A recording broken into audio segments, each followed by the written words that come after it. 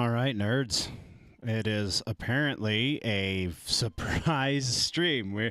I wasn't sure if we are going to be able to do anything this week for news, and here we are doing things for the news. So, no real housekeeping stuff to get out of the way or anything like that.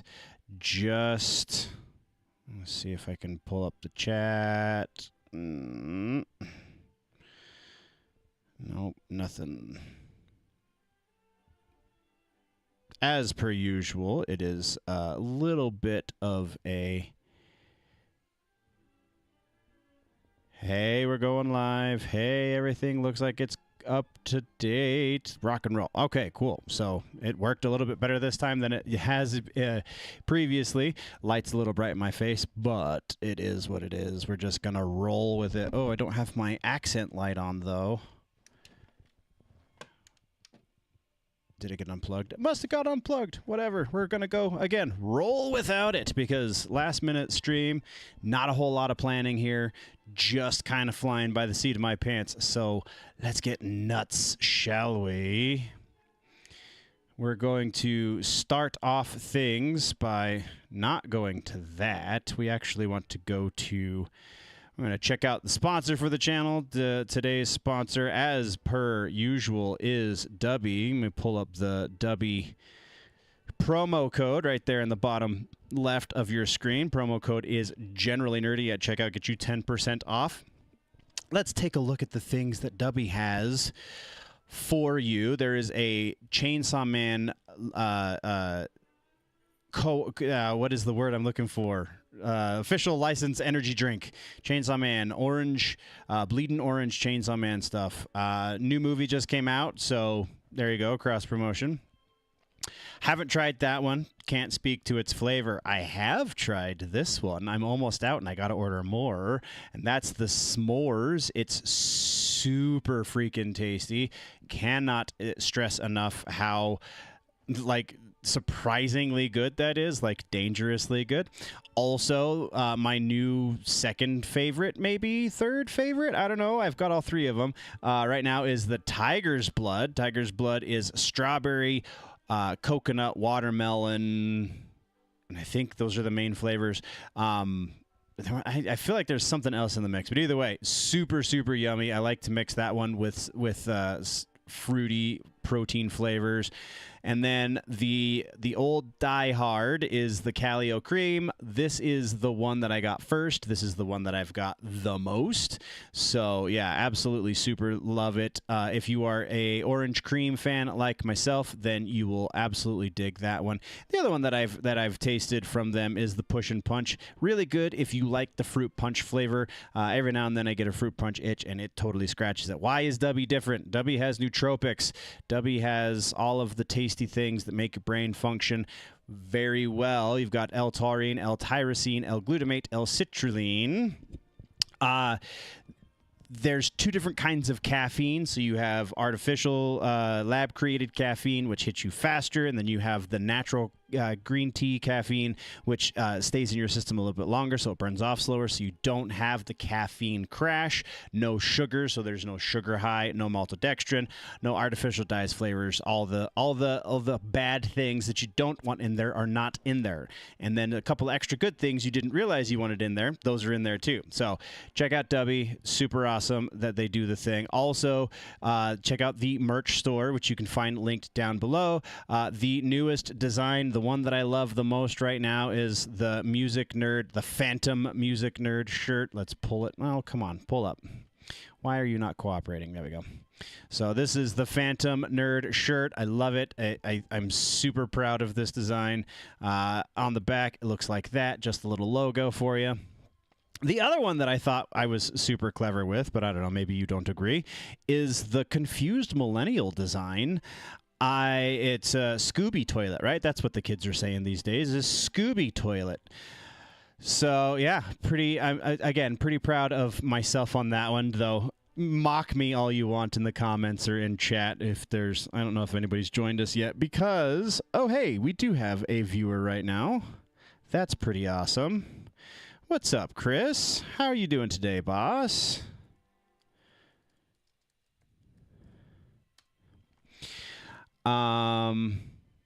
We are let's all right. So that's all of the things. Go support the channel. Do all of the stuff. If you get a DUBBY tub or you want to try one of these, you can do the taster packs and all that stuff, starter kits they call them. I get a little bit of a kickback. You get pretty awesome stuff. DUBBY sells product. It's a win-win there. Also, you can, just get some super unique, nerdy merch if you go check out the merch store. Once again, link down below. I think I'm super clever. So there. Let's get into news bits, though, because I honestly, the last 5 days have been bonkers in my personal life. So this is almost like bringing things down to normal for me. So let's check this. Oh no. First thing. Well, I mean, this was the one that I kind of sort of have already heard a little bit about, but this already is catching my eye. Oscars campaign for Superman. Like, don't get me wrong. Superman was fun, but really? Sorry, still getting over whatever the hell I had 2 weeks ago. It's driving me nuts. But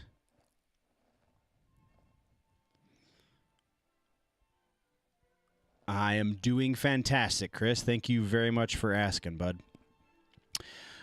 Checking stats. All right, let's get into the news. Let's read the things. Warner Brothers Discovery is officially mounting an Oscars for Your Consideration campaign for Superman, James Gunn's first film in the new DCU. A For Your Consideration campaign is this is TLDR, apparently, is the film industry's way of promoting a movie to Academy members, essentially a pitch for award recognition. Studios spend millions on screenings, ads, and special events and remind voters which titles they think deserve nominations. If you don't do a For Your Consideration campaign, odds are you won't be nominated for a thing. That's my only little insertion. I don't know what exactly we could be looking for Oscar nods for Superman. Like, technical, it did look pretty good. It was less of a CGI mess than most modern superhero movies, but is that Oscar worthy, though? Continuing on, the campaign makes it clear that Warner Brothers views Superman as an awards contender, not just a blockbuster. It also doesn't mean said film will win an Oscar or even be nominated. Yes, that is worth noting for sure. This is also funny if you're as old as I am and have been sailing the seven seas as long as I have. When it comes to your content, this used to be a way that, I mean, I'm sure it still is. I haven't honestly been in the Seven Seas game as long or recently as much, but this used to be a fantastic way to get movies early, especially around about this time of year when they started these For Your Consideration campaigns. And it was really funny because, like, it would scroll across the bottom that this is just a screener for Oscars consideration and stuff. Yeah, it always made me chuckle a bit. Anyway, so continuing on, Warner Brothers has recommended Superman for the following 16 categories. Wow. Okay. Sure.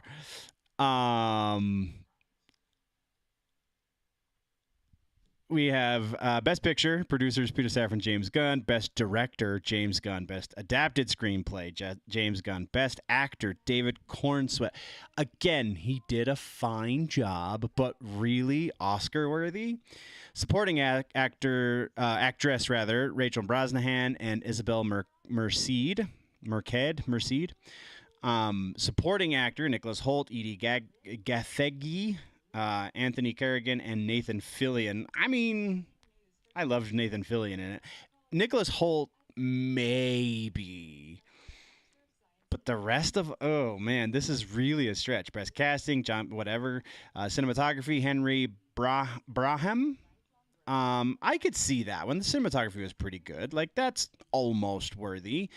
Film editing, absolutely not. Nope. Best production design. Again, on the technical side of things, it makes a little bit more sense. Set director, production designer, yeah, that's sure. Costume design, that's a bit of a stretch. Best makeup and hair, maybe. Best sound, sure. Again, technical stuff. We're really good at that stuff with the superheroes and the whatnot.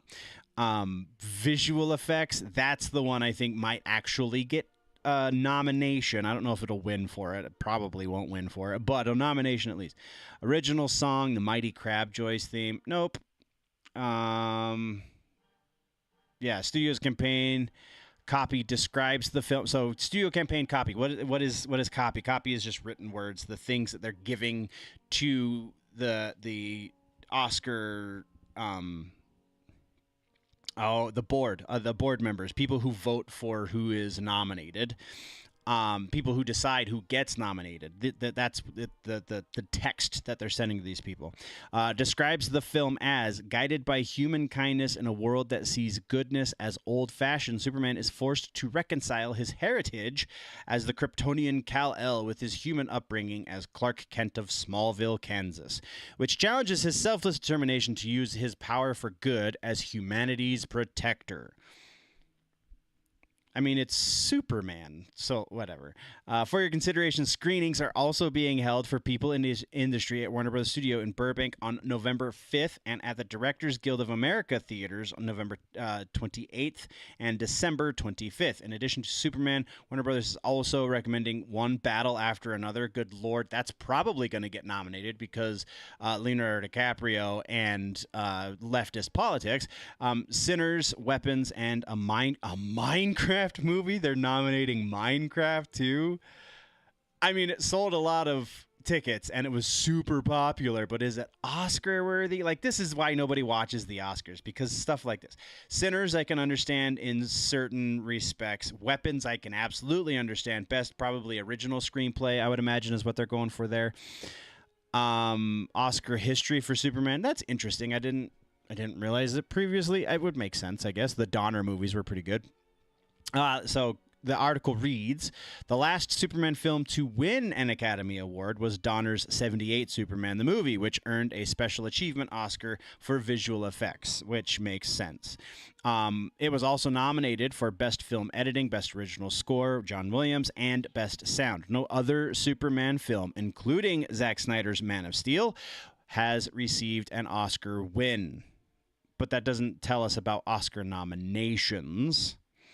What makes Superman, whatever, the first movie that they're seriously pushing for an Oscar? Because they're desperate for the attention. That's what. Okay, this is the one that I had heard of previously. We're going to get into this real quick. We'll check on the things and the stuff.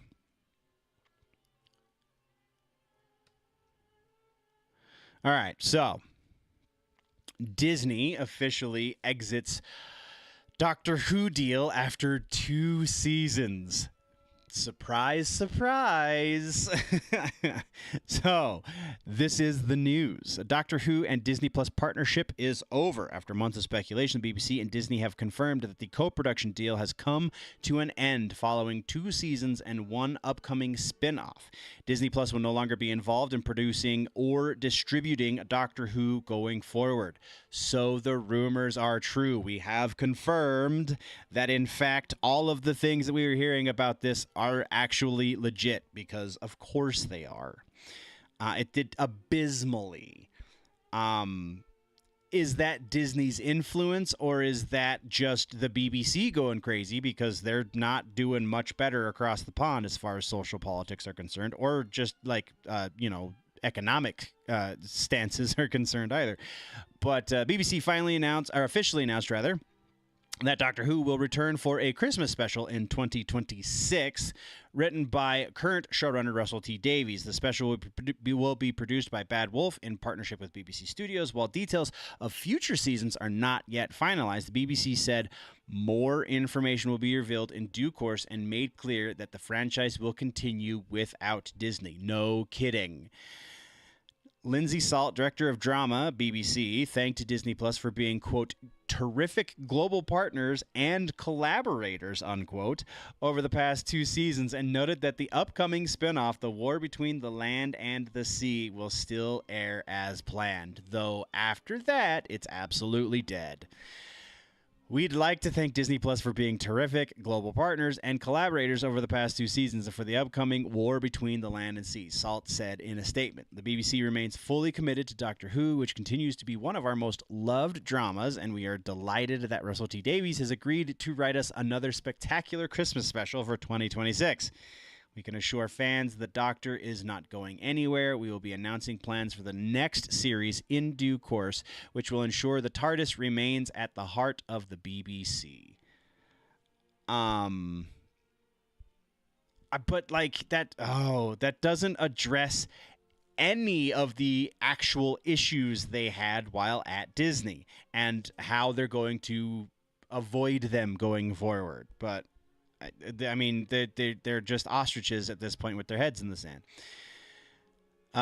Deal covered 26 episodes, including the spinoff. The now concluded deal between the BBC and Disney Plus covered a total of 26 episodes, 2 main seasons of Doctor Who, and the war between the land and the sea. Production was reported to cost around £10 million, which is roughly $13.3 million US dollars per episode. Wow, that's pretty expensive. So, £260 million for the entire deal is what it cost to produce. Thanks to Disney's financial backing. Despite big-name guest stars and splashy production values, Doctor Who struggled to meet expectations in both the UK and the US. Ratings have underperformed, and the series did not make significant inroads in the Disney Plus platform, particularly in North America. Nakuti Gatwa quiet exit and franchise uncertainty. Tensions around the show's future had grown throughout the year. Star Nakuti Gatwa departed as the 15th Doctor under murky circumstances, later citing burnout from 2 seasons. He got burnt out from 2 seasons. I think he was just looking for an out. The season finale featured regeneration twist involving Billie Piper's Rose Tyler, but fans and insiders alike were unclear on what it meant for the franchise. We went over that in depth when it happened.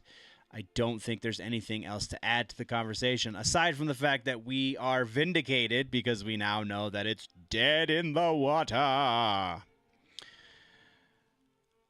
All right. Supergirl reshoots, adding more to... all right, so we'll have different commentary for this, I think. Following report from July that more of Jason Momoa's Lobo is being added into Supergirl after impressing Warner Brothers execs, a new claim now says the movie is undergoing major reshoots, this time to include Cornsweat's Superman.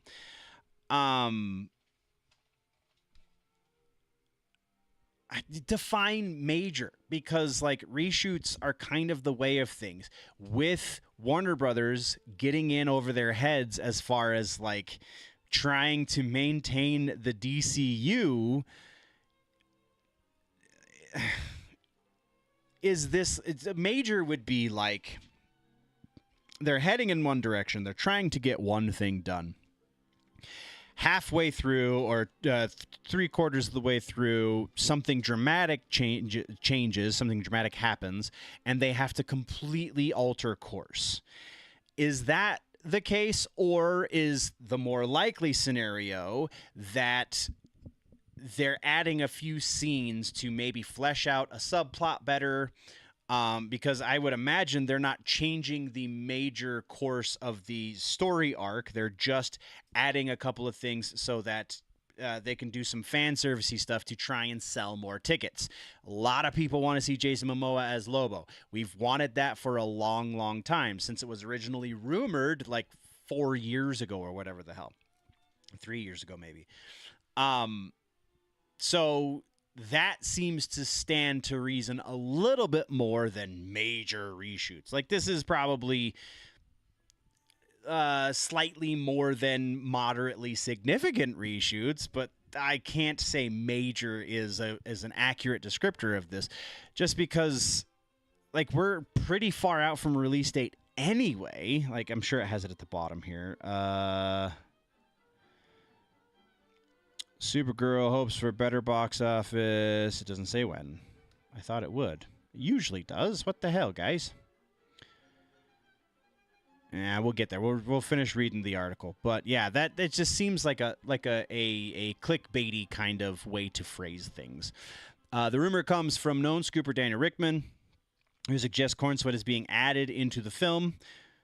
All right, so I mean that's kind of more fair, because if he wasn't originally in the film at all and now they're adding him in, maybe they're adding a subplot for him, that seems slightly more fair to categorize it as major, but only slightly. I still don't know that I would quantify that as major, which could signal a significant story change. I don't know that it does.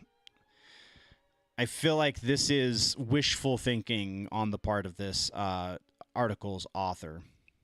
Superman costume pulled from studio tour, adding fuel to the speculation. Fans noticed that the Superman costume on display at Warner Brothers Studios tour was recently removed. In its place, a sign now reads, Superman costume currently being used by production. While some fans thought it was for Man of Tomorrow, that doesn't start filming until next spring. Also, I guess that's probably still in pre-production. I was going to say the new Batman movie, but we haven't even gotten a script for that yet, so don't listen to me. I'm full of the poops. Timing lines up with these new reshoot rumors, and strongest suggest Corn Sweat is suiting up again, this time for Supergirl. Maybe it's just a stinger at the end, guys. Like, she had a stinger in his movie. Maybe he's got a stinger in her movie. Like, originally, Supergirl was thought to be set entirely in space, but bringing in Corn Sweat Superman might mean a structural shift. This is all based on rumor and conjecture, so we can't say that. Can't say that this is. Where the hell are we going right now? Can't say objectively that this is major reshoots.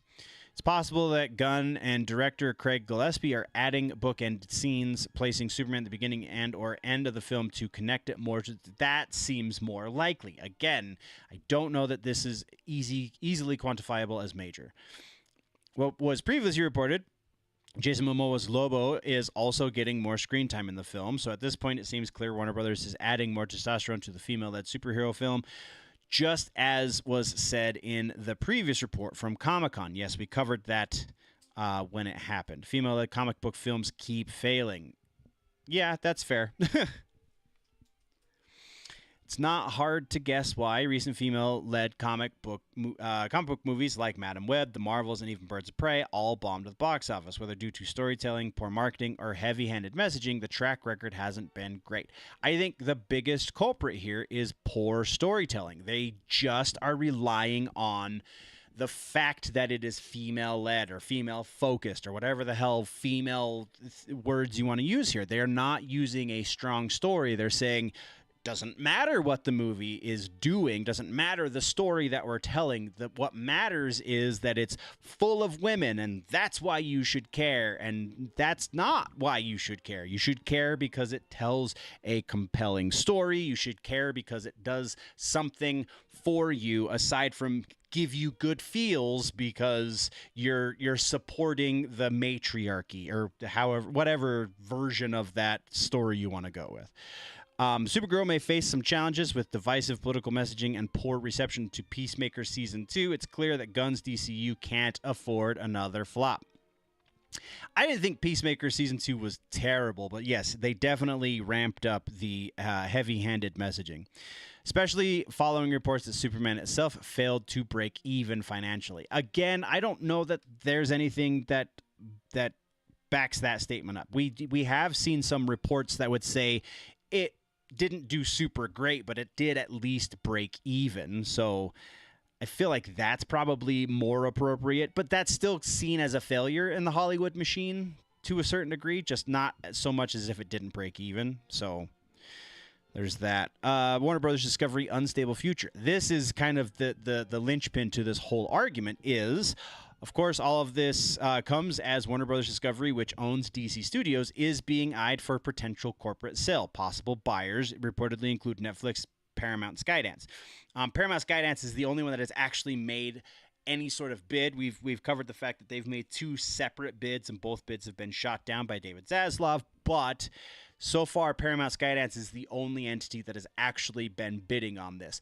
The other possibility here, and something we haven't talked about on the channel before, is theoretically they could dismantle certain elements of WB Discovery. Whether or not that is done at the hands of Zaslav or done at the hands of whoever is the initial purchaser definitely remains to be seen. But it sounds like there's been some rumblings of the possibility, and at the very least, this is more on the gaming side of things than on the movie side of things, but still, gaming is part of Warner Brothers Discovery. It sounds like there's a possibility that they're going to break off chunks of the company and sell those to make the overall viability of the company more attractive. So if Paramount buys it, the TLDR here, Paramount buys Warner Brothers, they then break off NetherRealm Studios and sell NetherRealm Studios to somebody else. Or theoretically, NetherRealm Studios could buy out their contract or whatever, however that works on that level of things. So they break off NetherRealm Studios. They could then also theoretically sell off the DC licenses to somebody else, which would then make all of the other Warner Brothers properties a little bit more viable as far as they're more time-tested, they're less volatile in the market right now. Just kind of seems like that would be a little bit more appealing if they had the option to do that. I don't know if they do or not. What impact this could have, then we're just ending the article. That's fine. Let's continue on. Zack Snyder keeps sharing photos. Blah, blah, blah. James Gunn's days are numbered. Okay. So this is the follow-up on something we talked about previously, in that the potential sell of Warner Bros. Discovery. And again, this plays into the idea of, if they break it off, this is potentially the way they do that, right? So following the report on Donald Trump making Superman great again, we kind of sort of talked about that previously. It's silly, but whatever. New reports confirm that what we told you, we being Cosmic Book News, weeks ago, the Trump administration is backing Paramount Skydance in the race to buy WB Discovery, parent company of DC, CNN, and HBO. According to the New York Post, Paramount Skydance, headed by David Ellison, son of billionaire Larry Ellison, longtime Trump ally, is now in the catbird seat as the administration weighs who will take control of the mega media giant. Senior Trump admin official told the Post, who owns Warner Bros. Discovery is very important to the administration. Why is it very important to the administration? You have so many more important things to be worrying about that this should not be very high priority. Official added that Warner Bros. Discovery Board needs to think very seriously, not just on the price competition, but which player in the suitor pool has been successful getting a deal done, and that points to the Ellisons. This comes just weeks after the reporting that Trump personally praised Larry and David Ellison, calling them, quote, friends and, quote, big supporters of mine. The Ellison-Skydance Paramount merger was already blessed by Trump earlier this year, and now it appears the same alliance could take over Warner Brothers Discovery. I mean, there are worse things. After rumored suitors Netflix, Amazon, and Comcast reportedly face significant regulatory barriers under Trump's DOJ and FCC, Apple is said to be in the mix too. This is one that we talked about when we originally started talking about this story, is Apple being one of the big ones. Apple and Paramount Skydance. WB CEO David Zaslav reportedly kicked off the sale process this week, with estimates placing the company's value at up to $80 billion, which is probably on a pretty slow but steady decline right now. The Post notes that Zaslav has already rejected 3 previous bids. Oh, we're up to 3 now, including a $23.50 per share offer. Deadline reported $24. But the next one may come as a hostile public bid appealing directly to shareholders. Industry observers say Zaslav is running out of leverage and allies as Trump's DOJ and FCC prepare to oversee the deal. One insider told the Post, Warner really needs to think very hard about the odds of success getting the deal cleared with players outside of Paramount Skydance. Interesting. Why it matters for DC and Superman, because this is where we're getting into the James Gunn of it all.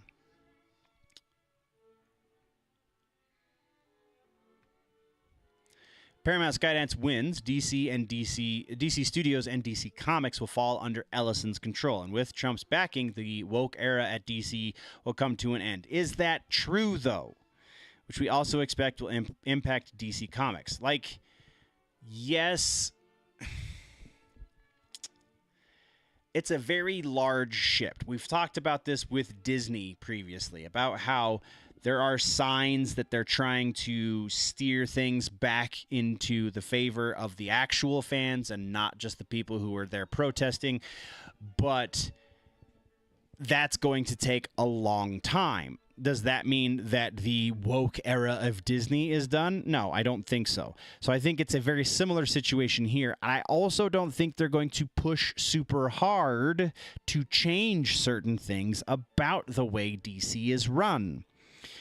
I don't think that the diversity push is going to stop. I think maybe they'll stop race swapping and very potentially gender swapping characters, but that's not to say that they're not then just going to seek out existing characters, which is the argument that the community has been making this whole time.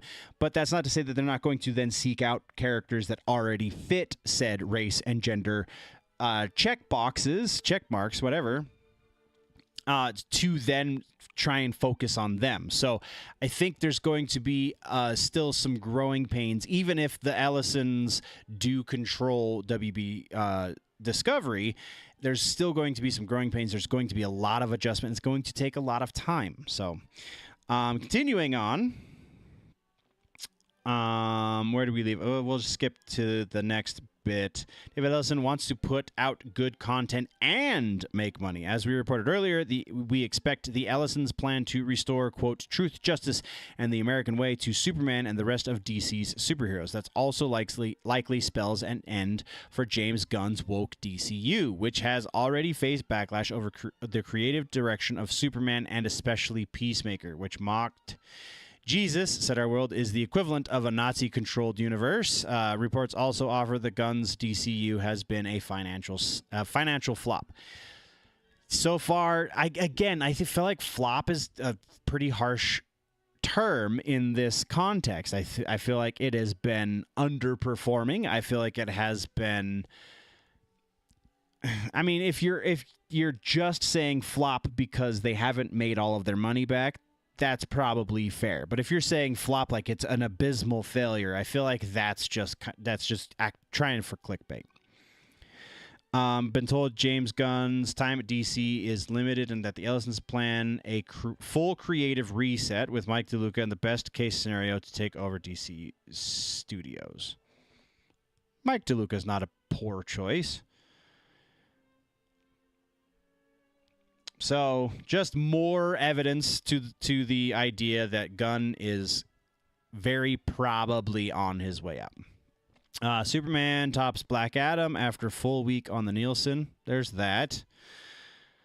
Johnny Depp returns. Oh, I feel like I saw something about this the other day, too, when I was editing one of the one of the clip episodes.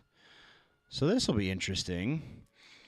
Johnny Depp is officially back in the studio spotlight. Under the new leadership of Skydance's David Ellison, Paramount Pictures is set to produce Ebenezer, A Christmas Carol, with Johnny Depp starring as the infamous miser in a bold new take on the Charles Dickens classic. According to THR, Paramount is in final negotiations to pick up the project, which will be directed by horror filmmaker Ty West. Oh, that's super interesting. Ty West did the Pearl trilogy for A24, so X, Pearl, and Maxine. Or is it the X trilogy? I don't remember exactly what they call it. I just know it's those three movies, obviously, because it's highlighted here in the article. Studio is eyeing a November 13th, 2026 release date. That is a really quick turnaround if we're still in negotiations to pick up the project. That seems a little nuts. Andrea Riseborough joins Depp in the cast with the script written by Nathaniel Halpern. The film is described as, quote, a thrilling ghost story set in Dickens' London, following one man's supernatural journey to face his past, present, and future and fight for a second chance. THR makes a point of stating in the article, quote, it's the ghost from Hollywood's Christmas past, as Johnny Depp has returned in his biggest movie project yet since being ostracized during a contentious and ugly defamation lawsuit with ex-wife Amber Heard. Paramount Pictures, under the new leadership of David Ellison, is in final negotiations to pick up a new take on Charles Dickens' oft-adapted A Christmas Carol. Interesting. Oh, I didn't know they made Art of the Deal into a movie in 2016. That seems a little ridiculous. Anyway, project marks Depp's biggest studio comeback since being dropped from major franchises following his legal battles with ex-wife Amber Heard. One of the world's highest paid and most bankable stars, thanks to Pirates of the Caribbean, Alice in Wonderland, Charlie and the Chocolate Factory, Depp's Hollywood career hit pause after public defamation suits in both the U.S. and the UK. Which we talked about when it happened. If you don't remember that, there's plenty of people who made a living, actually, covering that whole fiasco. After being fired from Warner Brothers' Fantastic Beasts in 2020, Depp turned to European cinema, starring in Jean Dubarry, which performed at Cannes in 2023. In addition to Ebenezer, Depp recently wrapped Day Drinker from Lionsgate, a thriller set for release in 2026. Interesting. That one kind of flew under my radar, so that's cool that he's doing American work again. That's pretty awesome. Rumors continue to swirl that Disney could also bring Depp back as Captain Jack Sparrow in Pirates 6, signaling a full-scale Hollywood comeback that once seemed impossible. Good. Ain't nothing wrong with that.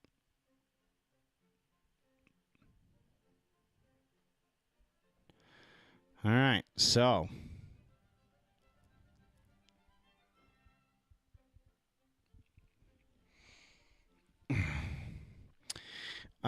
this one's been floating around for a while, but we're not going to talk about it because I really don't care. Aaron Pierre in DCU's Lantern, an enormous shoot, grand scale.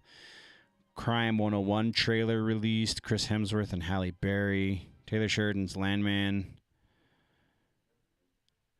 We covered that. Andy Muschietti on DCU Batman. We have to wait a couple of months. What is this one all about? Let's get into this.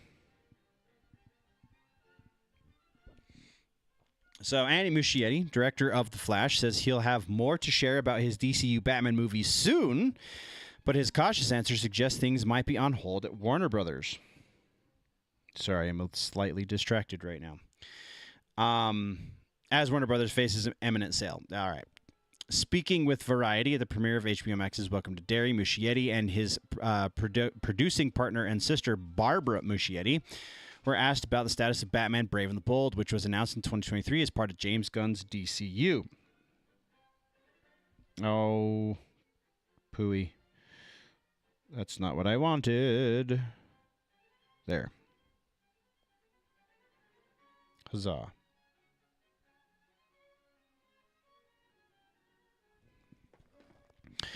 Where do we leave off? James Gunn's DC. So the intention is yes, but we can't talk about it, Barbara said when asked if the film was still happening. And Andy added, we have to wait a couple of months starting with this to start talking about it. He then caught himself saying, I screwed it already. That offhand comment immediately fueled speculation that the project's future may be uncertain, likely tied to the pending Warner Brothers Discovery sale that could see new ownership take over by mid-2025. I feel like we're past mid-2025 at this point, aren't we? As previously reported, James Gunn's DCU Batman is not expected to move forward until after Matt Reeves' film The Batman Part 2 happens in 2026. That means if The Brave and the Bold happens, it wouldn't begin production until 2027. That's not true. Because if Batman Part 2 comes out in 26, that means we could go into pre-production and then theoretically into proper production also in 2026 for Brave and the Bold. Same year, James Gunn's Man of Tomorrow releases, and after DC contract expires. As we went over, it appears as if most of Gunn's DCU is currently on hold pending the studio's sale. Again, we're really, really riding this. I've gotten a little bit of flack in the comment section from that, but legitimately, this is a lot that's hanging in the balance here. Projects like Sergeant Rock and Swamp Thing have already been delayed, and there's growing concern inside Warner Brothers about Gunn's creative direction following the poor reception to Peacemaker Season 2 and the underwhelming performance of Superman. See, that's better than calling it a flop, I think. Muschietti's, quote, couple of months remark likely isn't about development timelines. It's about waiting for corporate clarity. Yes. All right. We've kind of drilled that one into our heads at this point. Anne Rice celebration set for New Orleans this November 1st. That's cool. We'll cover this just because Anne Rice deserves it. Anne Rice will be honored with a major event in her hometown of New Orleans this fall. Anne Rice and All Saints Day celebration takes place November 1st, 2025. So just a few days from now. At the historic Orpheum Theater, the immersive celebration will pay tribute to the late author's life and legacy through theatrical, musical, and cinematic performances. More than 12,000 fans are expected to, 1,200 rather, expected to attend. The event will be filmed and streamed for free later this year on AnneRice.com, allowing fans around the world to take part. That's really cool.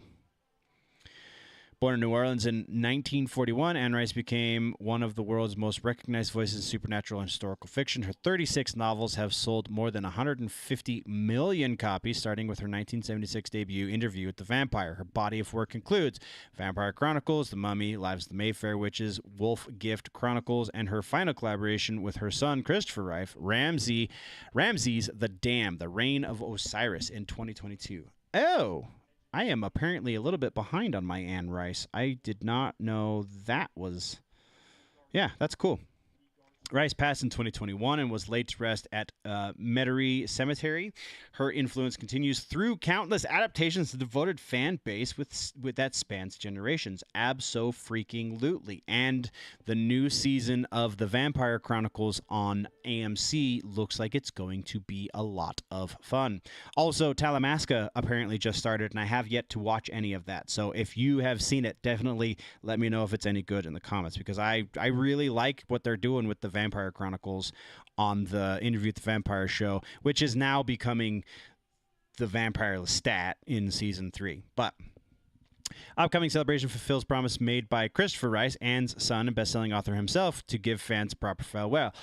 The event will feature a stage production and the premiere of a new documentary anthology, including never-before-seen interviews with Anne's family, friends, and collaborators. Performers include New Orleans' own Irma Thomas, known as the Soul Queen of New Orleans, Mary Fall, the former lead designer of October Project, and Broadway veteran Carolee Carmelo, who starred in Elton John's Lestat musical based on Anne's work.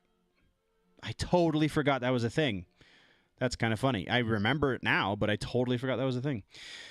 Simply put, there would be no Anne Rice without New Orleans, Christopher Rice said. No other city could host a celebration of my mother in this grand scale and with this much authentic flavor. Yes, New Orleans is definitely the place to get that done. I have all those. Yay! Those are good ones. In order, even. Body Thief. Memnock is probably my favorite. Armand is good, but Memnock is probably my favorite. Anyway. Close collaborators. The event is being produced by Diner Partners LLC, co-owned by Christopher Rice and Eric Shaw Quinn, both of whom were close to Anne, of course, Christopher's her son, duh, and frequent collaborators. The two also managed Dinner Party Show Network, which often hosted Anne Rice's exclusive announcements and interviews. As curators of her literary estate, Diner Partners is continuing her legacy through new projects inspired by her dark, romantic worlds. Stories live on. This is kind of the... We have fans continue exploring Anne Rice's universe through AMC's ongoing adaptations known as the Immortal. There we go. That's what I meant. The Immortal Universe. Connected franchise includes Interview with the Vampire, Vampire Lestat, Mayfair Witches, which just finished airing season 2, I think like a month or two ago. Upcoming Talamasca, The Secret Order, which is first episode has already released, and expanding her gothic mythology for a new generation. Yes, it's totally worth a watch. There are a couple of things that after the first few episodes of the Interview with the Vampire series, you totally get over. This is just a different version of Anne's universe. It's not the same universe, that is for sure. Don't get it twisted, but it's still a hell of a lot of fun. So, Coogler's Sinners is back in theaters. That one's relatively old as well. Don't care about Kripke's. The interesting thing about, all right, I guess we can get into this just for the topic conversation starter that it should be. The interesting thing about The Boys is the same thing that I've brought up a couple of times for other very lefty kind of art projects, Hollywood projects that we've seen in recent years. Specifically, I'm thinking of the fourth Matrix movie. Oh, God, what was the other one that just happened that it was like, I don't think you understand the message you're actually putting out versus the message you think you're putting out. It might have been, honestly, The Boys Season 3. Or Season 4, whatever. But like, they yeah, I really think it might have been the last season of The Boys.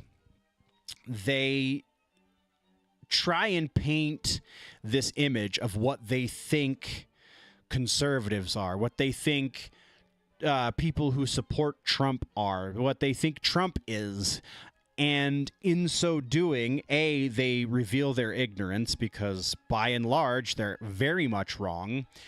And B, they make the point for the other side.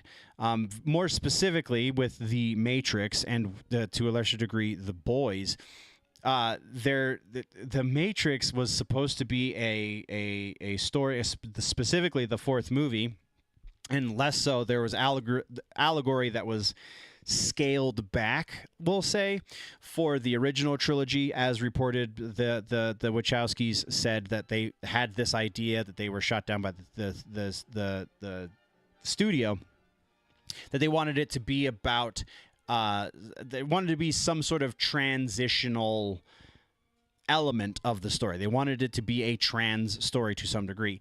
In the fourth movie, I forget which Wachowski it was that actually made it. I think it was Lana, who was formerly Larry, if I'm remembering correctly. In the fourth movie, it was supposed to be the actualization of said trans story.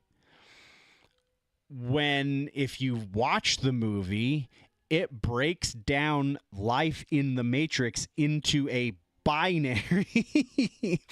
It mandates that there has to be two. Neo and Trinity have to be the ones that unlock the Matrix. It is very much a binary. So like they just totally are missing their own plot. I think this was a big thing with The Boys. Again, I'm only remembering broad strokes for season 4, but I'm pretty sure we had this same conversation where it was like, no, that's not what is actually being portrayed on the screen. I understand where you're trying to take it, but in so doing, you're saying the quiet part out loud, and you're making the point for the side you don't agree with.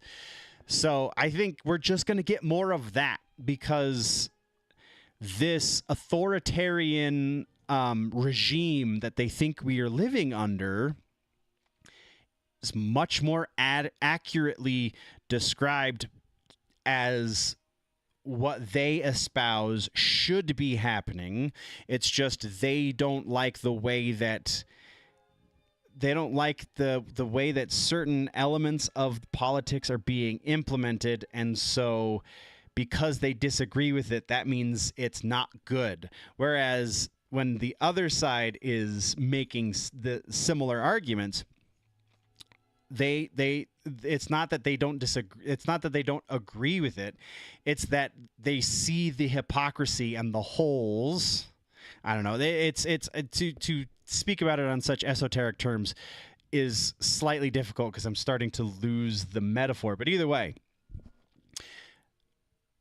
it's going to be really interesting to see how he tries to fully turn this into a resistance storyline against Trump, or a Trump-like figure, because he's trying to paint Homelander as this Trumpian figure in the world of his version of The Boys.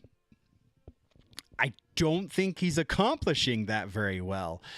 The Homelander is the product of a fatherless household by and large, so that's already not accurate. He is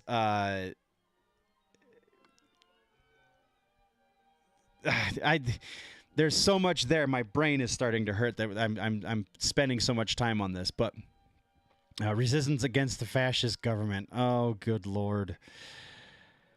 Yeah, we're not going to spend any more time on that. Let's just continue on. Brie Larson out of Avengers Doomsday. No Ironheart either, apparently. Again, not so awesome. Let's go to Bounding.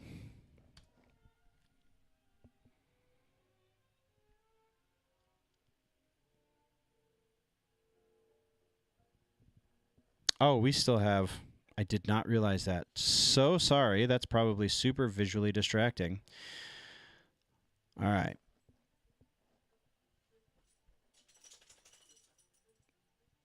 Oh, interesting. All right, let's get into this. This is a follow-up to what we were talking about. This was a little while ago when HBO Max offloaded a bunch of Looney Tunes stuff. It wasn't 100% of the Looney Tunes stuff, but it was a vast majority of it. So this is a follow-up to that. Dumped by HBO Max, Looney Tunes is a hit on new home Tubi. The unceremonious removal of Warner Brothers Animation's iconic staple Looney Tunes from the HBO Max library was justifiably seen as a mistake by most. Now that the plurality of detractors is being proven right by the most recent development for Bugs Bunny and his merry band of melodies. They were evicted from the streaming Warner lot, but when free streamer Tubi came knocking, possibly asking, "What's up, Doc?" Oh, good Lord, with the puns. The cartoons found a new home, and wouldn't you know it, feathering their nest there like Tweety feathers, his cage has become mutually beneficial. Tubi's acquisition head, Samuel Horowitz, announced in a Vulture piece that HBO Max's loss is their gain, as the Looney Tunes are, quote, a huge win, unquote, for the platform. The shorts place in the top 10 best performing series and, moreover, perform well again across generations and demographics. Because of this, Tubi hopes they can hold on to their over 700 shorts now in the service, which are in HD, although out of order. The restorations were done by animation historian Jerry Beck, who is okay with Warner's letting go of their crowning creation. Really? I'm kind of glad, this is apparently a quote from Beck, I'm kind of glad Warner Bros. Discovery took them off HBO Max and allowed other networks to use them so we can all see them. That's fair. All right, that's a fair take. Ideally, Tubi wants to keep the tunes around for quite a while, likely years. Negotiations are active and ongoing, with potential for them to be the home of the new content, including a Coyote versus Acme, which is that movie that's been stuck in development hell for, I think we're going on 4 years now. It's been done, and they have put it on the shelf for, I'm pretty sure it's been close to 4 years at this point. However, the article continues. We'll have to wait and see on that one. The Scuttlebutt, the Scuttled film. Oh, yeah, okay. Scuttled film, which was acquired by Ketchup Entertainment, still has to make its release date next year. If it proves bankable, then it could become cornerstone content for HBO Max for years to come.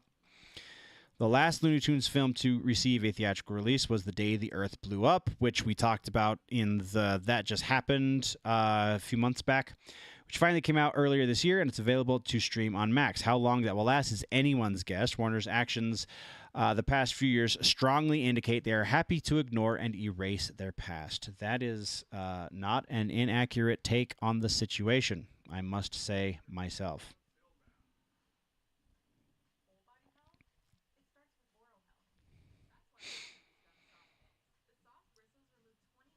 Netflix reportedly producing a Crash Bandicoot. Oh, that's interesting. We'll go there next. This one should be a quick one. Reports have indicated Crash Bandicoot will be getting an animated series for Netflix, with initial information pointing to Wild Brain Studios, who have worked on shows including Sonic Prime, Mega Man Fully Charged, and upcoming Minecraft series. Interesting. First time Manic Marsupial would have his own series outside of abandoned pilots and cameos. Huh. All right. That's fun. We don't need to read all of this. That seems like a lot of fluff.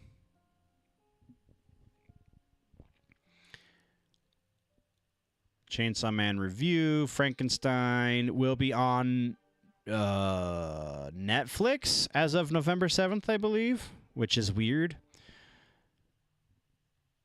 Capcom says Street Fighter World Championships, world ticket prices, pay-per-view live streams necessary for esports growth. All right, so this is one of the things that we've kind of talked about recently. I think we specifically covered this in an episode fairly recently about the ridiculous prices for the Capcom Cup. So despite their introduction being met with widespread rejection from fans and players, Capcom has confirmed that paid admission to the upcoming Capcom Cups in-person and live streaming viewing events is here to stay, particularly as they're looking to put the funds derived from the Street Fighter World Championships towards growing their esports endeavors. Set to take place from March 11th to March 15th of 2026, at the Ryogoku Kokugikan. I am totally butchering those words, and I apologize. Stadium in Sumida, Tokyo. The 12th annual Capcom Cup will see 48 individual players from around the world, each competitor having earned their spot through Capcom Pro Tour Circuit, face off for the title of Street Fighter VI World Champion and $1 million cash prize. Simultaneously, the weekend will also play host to the Street Fighter League Championships, where the eponymous circuit's top teams from Japan and the United States and Europe compete to be the best team in the world, as well as their own cash prize of $200,000. In the past, while in-person tickets to these tournaments usually run for a fairly high price, their actual fights were always made available to budget-conscious players, not to mention content creators, via Twitch and YouTube live streams. And I'm remembering this as being, it looks like we get into that here in just a second. Anyway, but this year, not only will physical tickets see a bump in price, but said live streams will now be locked behind pay-per-view access. As confirmed on September 28th, in-person tickets for Capcom Cup group stage elimination rounds and the Street Fighter League qualifiers will run from 2,000 yen, which is approximately $13 US, for the bleachers, and up to 10,000 yen, approximately $60 US, for the venue's upper tier box seats, with prices doubling up on every tier, but the lowest for the weekend finals. The best bleacher spots jumping to 6,000 yen, approximately $40 US, and the aforementioned box seats up to 20,000 yen, $132 US. A general increase of 2,000 yen from the prices for the previous Capcom Cup. Meanwhile, Capcom Cup Group Stage and Street Fighter League qualifiers will be streamed for free on YouTube and Twitch. Finals will be offered as pay-per-view events. So in order to see who wins the overall competition, you're going to have to pay for it, either individually for $26 US approximate, or bundled together for approximately $40 US. Unfortunately, this initial reveal was met with both shock and a promise to investigate the situation by Street Fighter VI director Takayuki Nakayama. It seems his player-first sentiments ultimately had little sway over Capcom, who on October 26, so just a couple days ago, both reaffirmed the tournament's new pricing structure and provided their esports-based reasoning behind their decision. There's a better way to do this, but we'll read the quote, and then we'll get into the better way. Decision to introduce pay-per-view live streaming for Capcom Cup 12 and Street Fighter League World Championship 2025 stems from our commitment to promoting our esports business in a sustainable manner over the medium to long term. Our goal is to grow these tournaments into internationally competitive events by reinvesting and participating players and teams, our partners, and related business areas. We sincerely acknowledge the many opinions we have received from everyone and are carefully discussing the matter with all relevant parties. As a result, the coordination process is taking some time. So, I guess the quote goes on. My apologies. Continuing. Previously, we announced that the pricing details pay-per-view tickets would be shared in late October. We will provide this information as preparations are complete, and we kindly ask for your continued patience. Going forward, we will strive to provide clearer and more accessible updates regarding Capcom Esports through our official website, official social media channels, and explanations from our public relations representatives. That is the quote. So, drawing your statement to a close, Capcom additionally affirmed, quote, please note that pay-per-view ticket sales for the Street Fighter League Pro JP playoffs and grand finals will begin as scheduled on November 12th. So, the way that you can support your community, which theoretically is a better way to do this, you start to charge your sponsors a little bit more in order to sponsor your event. B, you have something in game, much like Mortal Kombat did in, it was Mortal Kombat X, I believe, with the Sub-Zero skin, who designed it? I can't even remember who designed it now. It's the same people who designed the Scorpion skin that you got with the collector's edition. Whoever that company is, they designed, there's an Ermac skin like it and a Sub-Zero skin. If you purchased the Sub-Zero skin, that went to supporting the professional Mortal Kombat League. So if you do that, you're already charging an arm and a leg for your skins. It's not quite as bad. Well, no. The selection is lower and the price is comparable to the Mortal Kombat skins, which are ridiculously priced. So you're already charging a whole bunch of money for the skins in-game.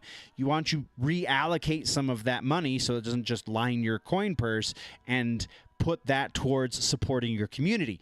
Then you can still theoretically... I mean, even if you have to do it for free through your website so that you can control the ads more directly than if you were to, say, broadcast it on Twitch or YouTube, it still makes more sense to do it for free because the community is so big and times are what they are as far as money goes. It would make more sense to get more sponsors in order to make up that difference, and then theoretically charge your sponsors more. And also, I understand trying to focus where your audience is paying attention to your product so that you can control the ads more directly and make more money, but putting it behind a paywall is very likely not going to do as well as you think it will.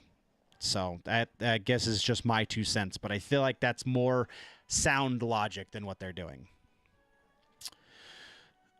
Yeah. Let's just go to, is this gaming?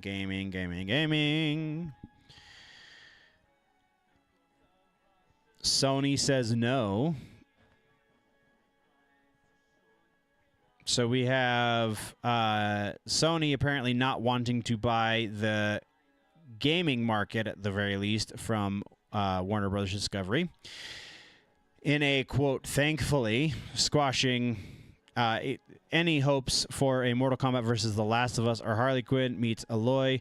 Sony CEO Hiroyuki Totoki has made it clear that despite the current opportunity, he has no interest in acquiring the now accepting offers Warner Brothers Discovery.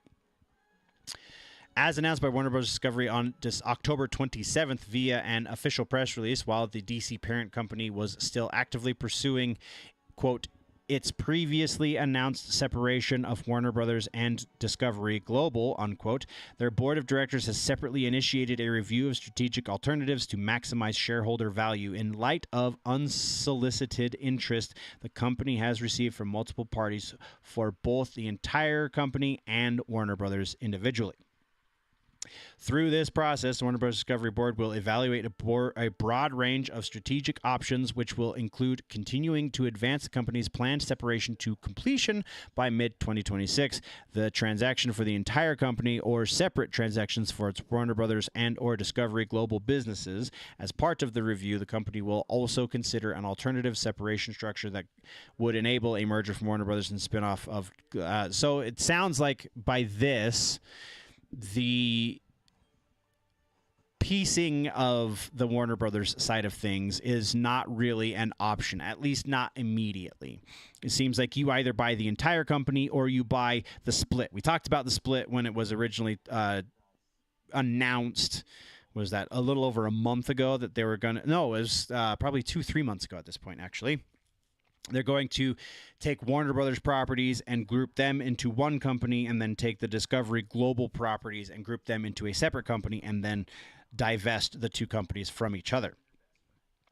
Continuing on, there is no deadline or definitive timetable set for completion of the strategic alternatives review process, other than the separation transaction that is already underway.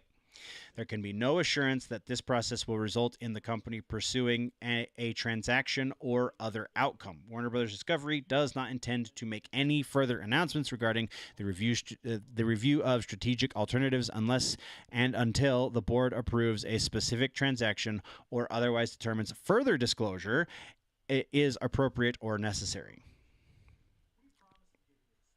American Institution and its vast portfolio of TV, film, blah, blah, blah. Not to mention now on the auction block, both fans and investors have unsurprisingly found themselves speculating as to which, quote, major players could potentially end up as the next stewards of such noble franchises as the DC Universe, Lord of the Rings, and even Harry Potter, and Mortal Kombat. Let's not forget that, shall we?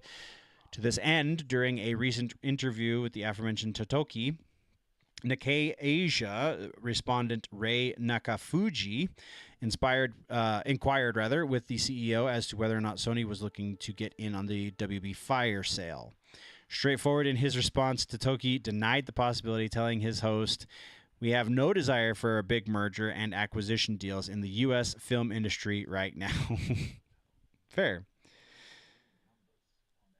Spanning his disinterest, the CEO asserted, Sony Pictures Entertainment isn't a big platform company for which scale is everything, so it can create its own position even without becoming one of the top players. Before specifically identifying their anime operations, recent wins in this area include Demon Slayer Kimetsu no Yaiba, the movie Infinity Castle, Spy X Family series, and the Solo Leveling adaptation, and the distribution of Chainsaw Man, the movie ResArc, as their current priority. Global market for anime is just dawning right now and will continue to grow by double digits for a while, he explained. That's super interesting. We are focused on growth markets. We want to do things that people are actually watching. We don't want anything to do with American live-action cinema right now, is the translation there. Because people are actually paying to go see these anime movies. Chainsaw Man is doing crazy good right now. Wrapping up with a critique on the entire corporate strategy of building content libraries via acquisition, Totoki lamented how, quote, many of the publishers that own the original works are unlisted after the original company is bought out, and they are not easy investment targets. It's important to, it's important to have cooperative relationships that foster original works, he said. So Sony gets it, even though they're also a giant soulless corporation. Sony gets it. I don't know that there's much else going on here that is really worth discussing. Reviewing movies for Halloween because the news is slow. Tell you what. The Immune's director says production was so traumatic that he never wants to make another X-Men film. Sure. That's good. You shouldn't. Director Chuck Russell thinks Jim Carrey could be an excellent Freddy Krueger. Yeah, that's a fun thought experiment, but I don't think that would ever happen. Channing Tatum explains the abandoned solo film for the Cajun could not be made due to its mature content. But then we got Deadpool. So, sure, that stands to reason. Adam Driver's working on, yep, and then we're into stuff that we've already talked about.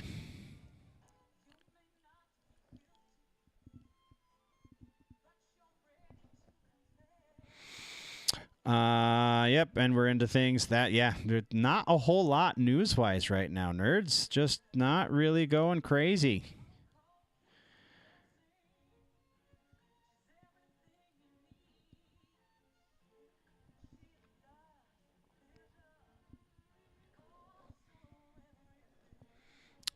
I'm in the wrong window.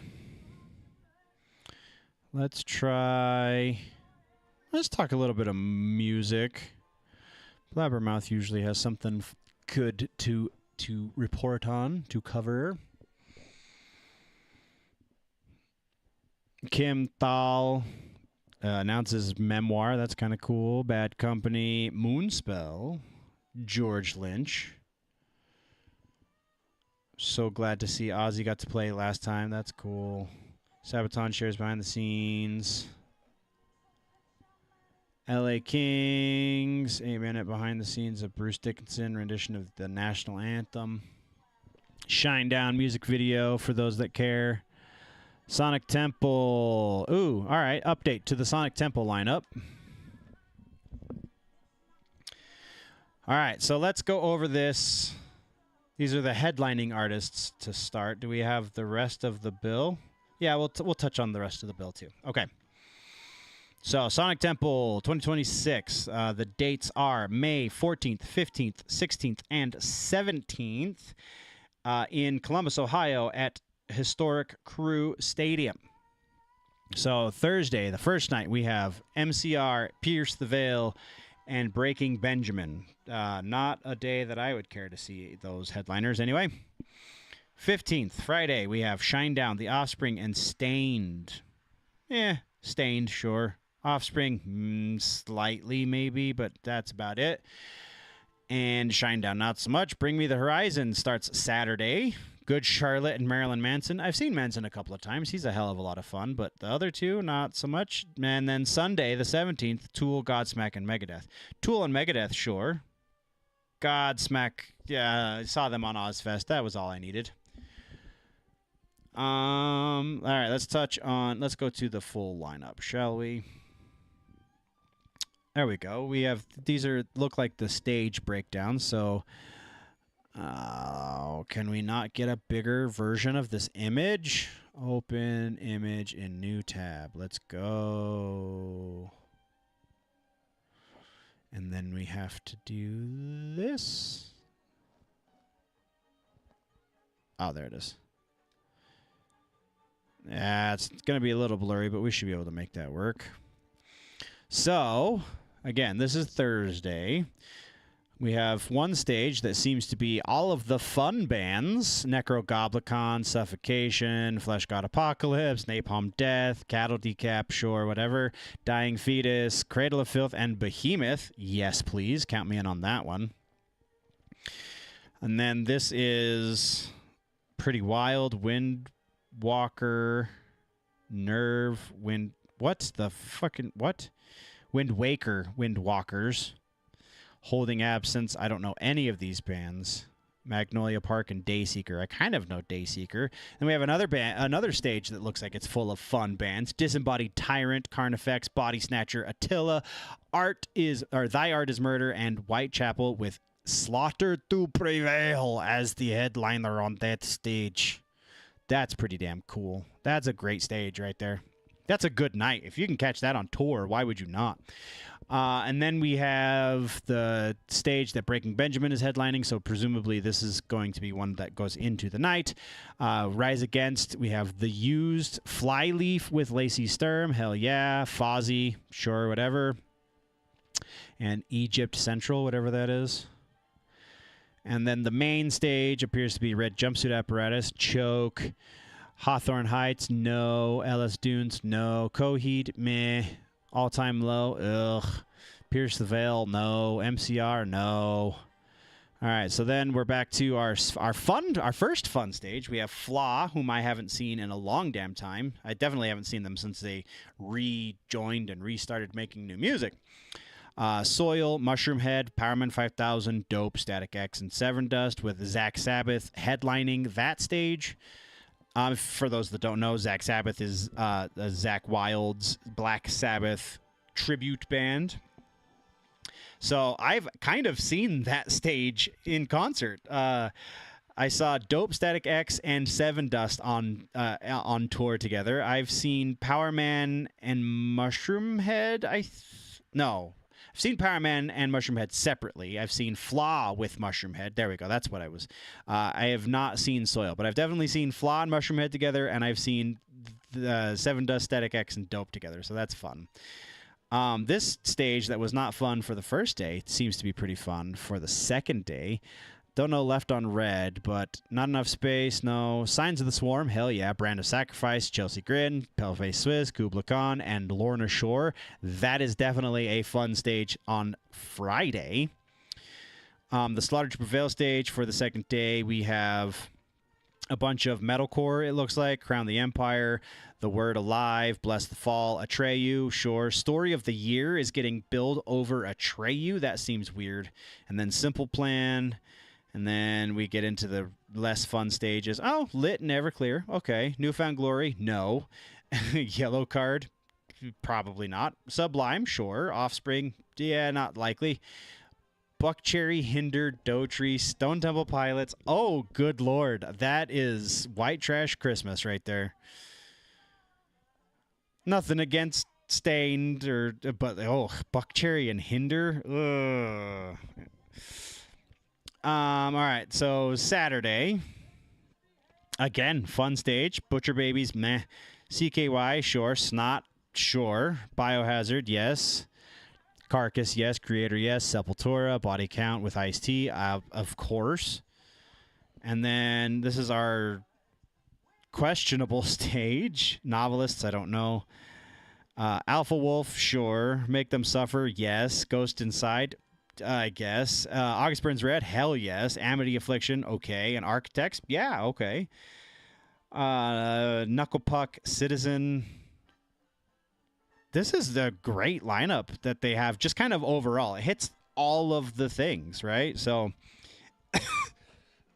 excuse me. Motion City soundtrack, whatever. Mayday Parade, nah. Story So Far, meh. Manson, Bush, Alter Bridge, meh. Tom Morello, hell no. Coal Chamber, abso-freaking-lutely. All That Remains, yes. Bring Me the Horizon, pfft. Motionless in White, bigger. Pfft. Black Veil Brides, even bigger. Pfft. Plot in You. This is all garbage. Ugh. Like, so far, the only band that's really worth it up through Saturday on this main stage is kind of sort of Stained. I guess Stone Temple Pilots as well. Ugh, the rest of this, Bring Me the Horizon, is very much questionable. All right, so what do they got for Sunday? Castle Rat, Spirit World, hell yes. Windrose, Ailstorm, of course. Devil Driver, yes. Apocalyptica, abso-friggin-lutely. Dragon Force and Death Clock, sign me up. Take my money already. Drop Dead Gorgeous, Attack. Oh, boy. And then it becomes super questionable again. I don't know who the hell that's supposed to be. Dance Gavin Dance. This is like early 2000s Scene Kid stage on Sunday. Conquer Divide, Thornhill, okay. Throne, yes. Bloodywood, yes. Polaris, sure. They're not bad. We Came as Romans is pretty damn good. Electric Callboy is a hell of a lot of fun. So that's, again, a solid stage. Second stage, the lead up to the main stage, we have Demon Hunter, In Flames, Anthrax, all amazing. Amon Amarth, abso-freaking-lutely. Public Enemy in the middle of all of that. That seems so ridiculous. Why would you put... Yeah, sure. And then Megadeth to come after Public Enemy. And then on the final day, on the main stage, Saliva, POD, Avatar. Ooh, Avatar's on the main stage. That's pretty cool. POD, sure. Black Label Society, popular, I guess. Lamb of God, absolutely. Godsmack, meh. And Tool, of course. Why would we not want to see Tool live? So, Sonic Temple is absolutely a pretty solid win. Probably not the best lineup they've had ever, but pretty solid win this year. If you're going, I would definitely say that, like, the first day, if you're not staying till the end, if you're not staying for main stage bands, the first day is worth it just for these two. I don't know if you can see my mouse. Do we have the mouse working right now? I don't think so. But yeah, at the Behemoth stage and the Slaughter to Prevail stage are stupid good. And then those same two stages on Sunday, and then kind of the rest of the show makes a little bit more sense on Sunday, except for our Scene Kid stage that just gets worse and worse. So let's continue on with music news. New Trivium drummer, Bad Omens, American tour. Oh, that Above Ground benefit tour apparently is playing live. Is it on YouTube? Oh, it totally is. Yeah. Above Ground 4 at the Fonda Theater was just a couple days ago. We talked about it on the last episode of the news show. So you can see exactly who plays. So this is it was two tributes to New York Dolls and to the Cars, right? So we have Personality Crisis, which was Corey Taylor, Steve Stevens, Billy Morrison, Matt McJunkins, Eric Eldenus, and Paul Trudeau. Corey Taylor was in quite a few of these. Billy Morrison. This is a lot of names that we're just not going to bore you with right now. Gilby Clarke. Ew. That looks like a lot of fun, man. So that would definitely be something worth watching. Again, Above Ground 4 streamed live from Memnock's Curse is the name of the channel that has the entire show up. That's cool. Nikki Sixx praises Raw and Real Ozzy Osbourne documentary. No escape from now. I loved him with the deepest part of my heart, he says. Yeah, because you both did Lines of Ants. Peter Frampton, PBS special. That's cool. Frampton Comes Alive, 50th anniversary. Goodness, that is an old record. I really didn't realize it was 50 years old. Oh, cool. Children of Bodom, Celebration of Music concert in Helsinki. Members of the legendary Finnish metal band Children of Bodom will celebrate the group's music on February 26th of next year, 2026, at the Tavastia Club in Helsinki. Tickets for the evening, dubbed A Celebration of Music, will go on sale October 29th, so tomorrow. Concert will feature original Children of Bodom members, bassist Henka, I'm not going to be able to say any of these names, Janne Verman, drummer Raska Ratalken, sure, and early guitarist Alexander Kupola, along with longtime friend Sani Elbana, known from the band Lost Society, paying tribute to Children of Bodom guitarist, vocalist, and main songwriter Alexi Lieho, who passed away in December of 2020 in his home in Helsinki, Finland. He died of alcohol-induced degeneration of the liver and pancreas connective tissue. Wow. He was a hell of a drinker. I mean, I knew it was that. I was related to his drinking. I just don't know if I ever read the proper breakdown of his diagnosis. Furthermore, Lieho had a cocktail of painkillers. Good. We don't need all of the gory details, guys. Come on now. Celebrate the life's work of our band and at the same time, musical legacy of our friend and bandmate Alexi. That's really cool. Gig will be played at Tavastia Club, which is important to Children of Bodom. At the same time, we will fulfill the long-standing wish of our fans. Yes. That is a really long article that we're not going to read because we already got the meat and potatoes out of it.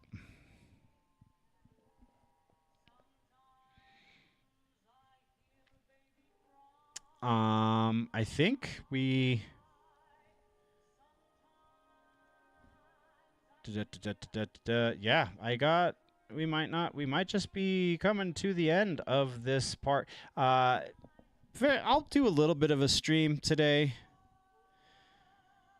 Oh, there is a new avatar. I think I'm going to do a reaction to it because I heard a little bit of it today, and it sounds like a hell of a lot of fun. Or maybe it was yesterday. I can't remember. But yeah, new avatar song getting a lot of attention, so we'll probably do a reaction there. Kings of Thrash pay tribute to Ace Frehley with Cold Gin. That's cool.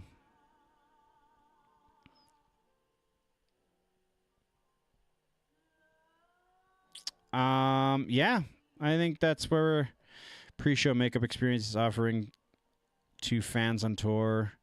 I don't think it's ever been done before. All right, you got me. What's going on here? Recent interview with Riff Magazine, Mudvayne singer Chad Gray spoke about the special pre-show makeup experience he is offering to fans during the band's LD50 25th Anniversary Tour. I did not know about this when I went to see said LD50 25th Anniversary Tour. For $3,000, which I would not have spent, so that's probably why I did not hear about it, one fan can get, quote, real access, unquote, to Chad's personal pre-show world and watch him transform before hitting the stage. Also included is a custom solid silver Mudagram necklace from Room 101. That's cool. Personally signed by Chad and complete with certificate of authenticity. Chad told Riff about his pre-show ritual.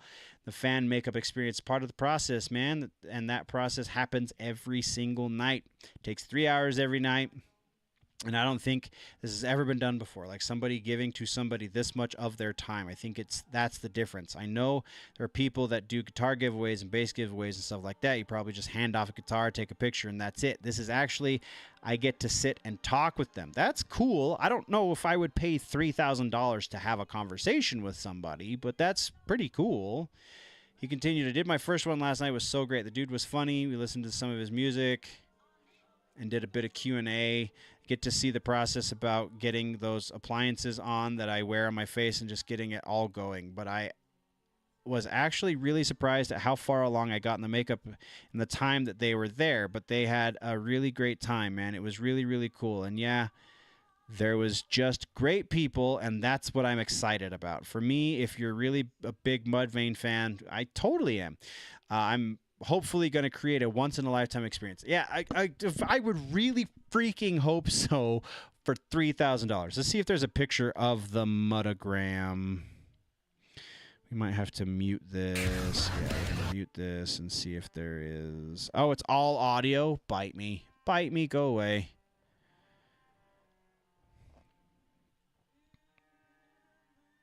Ba-da-ba-da, ba-da-ba-da. Yeah, okay. So, we're going to call that good enough. How long have we been going for? Let's go check the timer. Oh, I don't have my stats up. That's why. Ah! Where the hell did it go? I don't see it.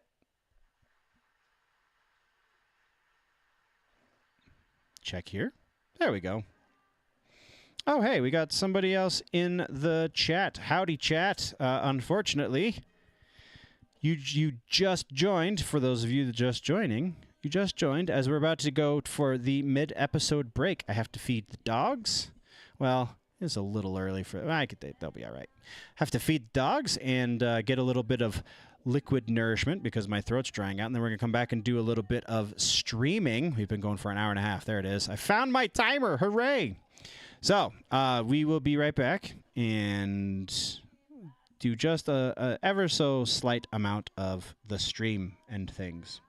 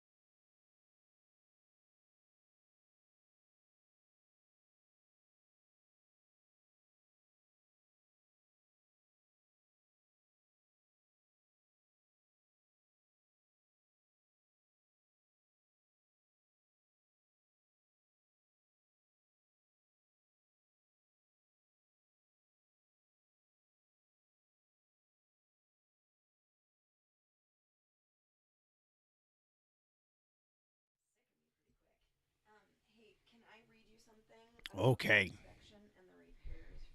We are back and we're doing the thing. We're gonna go switch it up. Come here! Uh-oh. I think there's something wrong with the stream. Let's switch to studio mode. Go to game. Oh, no, that's not right. Browser. Gameplay. Where'd you go? I just saw you. Right there.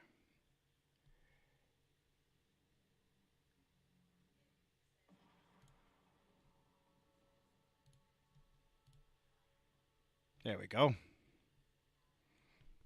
Huzzah!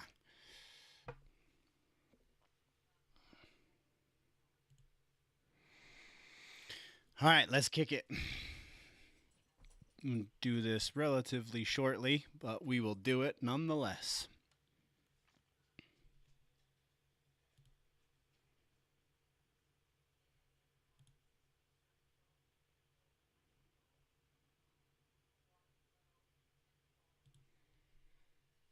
Next season of Invasions has begun.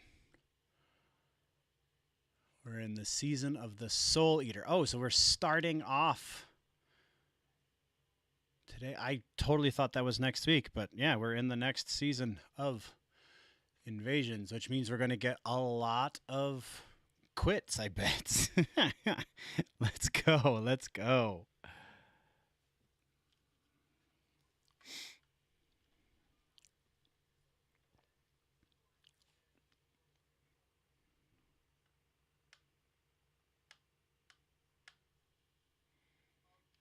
Combat League.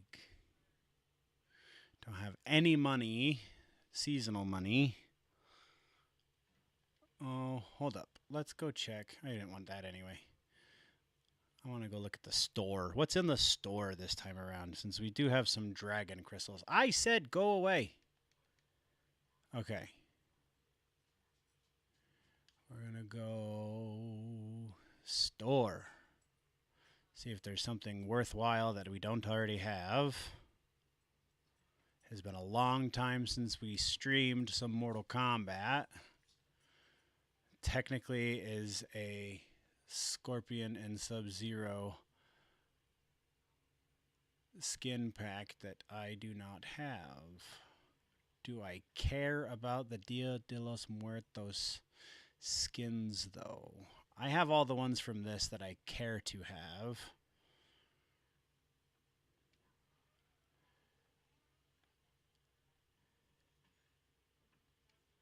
Like, do I want to be a completionist and get all of the Scorpion skins?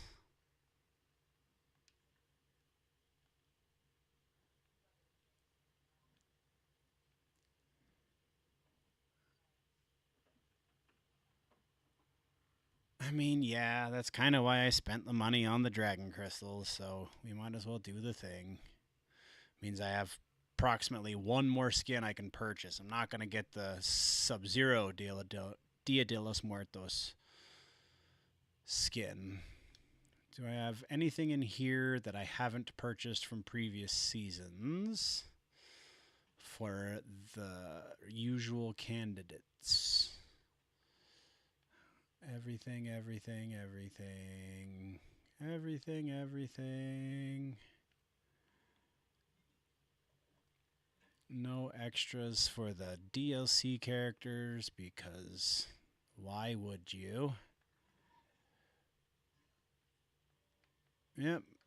Basically everything that I would buy, I have. So we'll go. Let's rock this. Let's do this. Let's go.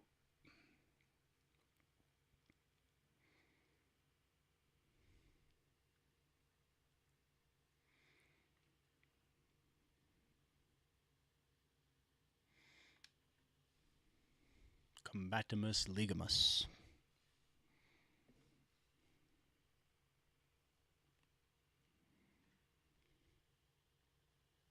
Wireless at 72? Sure. And it looks like it's a pretty solid low 70s connection.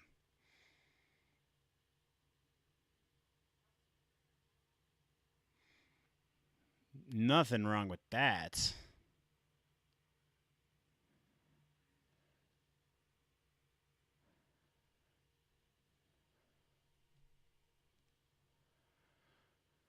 Sure. Oh, I don't understand how matchmaking works in Mortal Kombat. This is just doesn't make any sense to me. But yeah, uh-huh.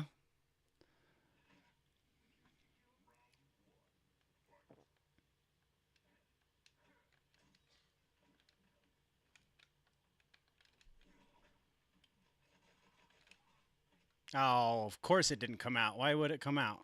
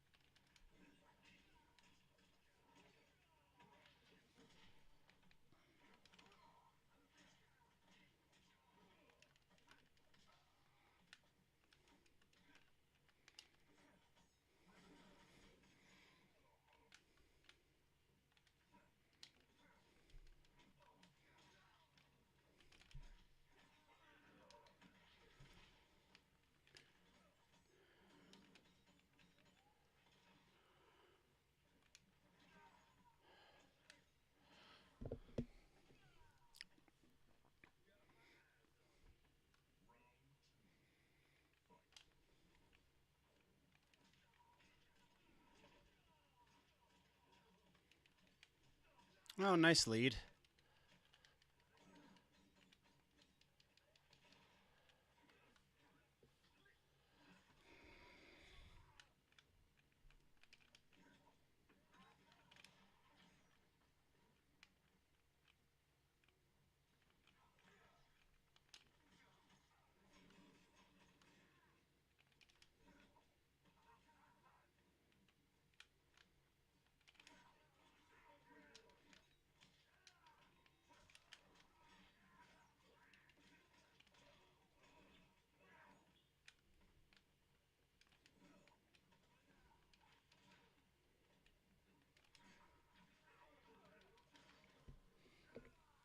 Slam bam. Let's go. Let's go.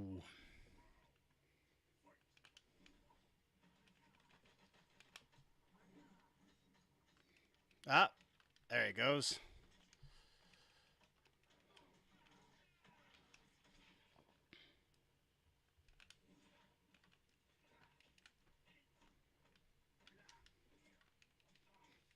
Oh, but I ducked.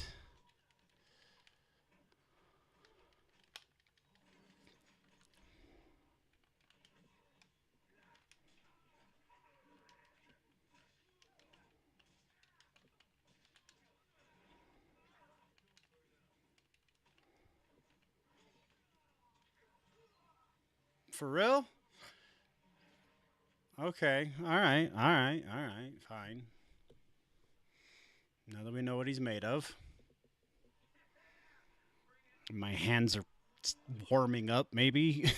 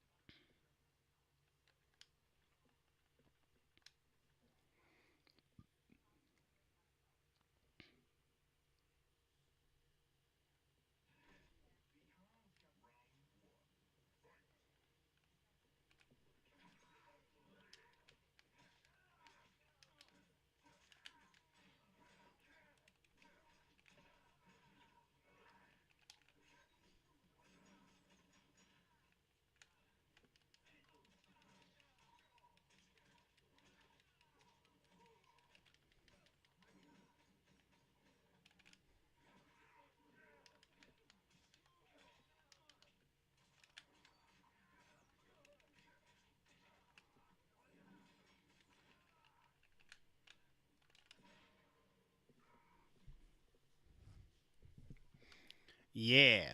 For the sheer Ryu, damn it. Oh, interesting.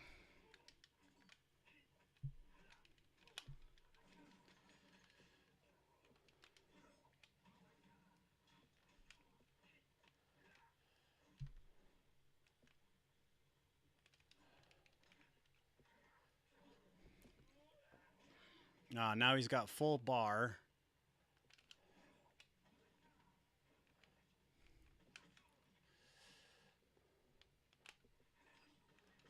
Okay. Yep. All right. Now he wastes his full bar.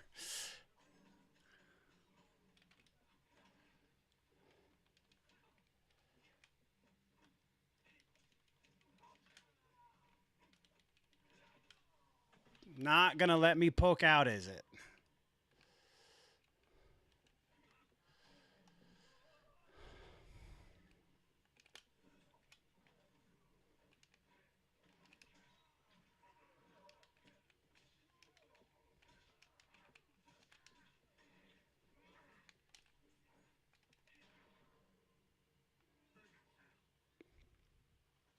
I'm not just going to stand there and look at him like a jackass either. I'm going to actually do something about it. Oof, my fingers are frozen. Making the whole button pressing a little slow.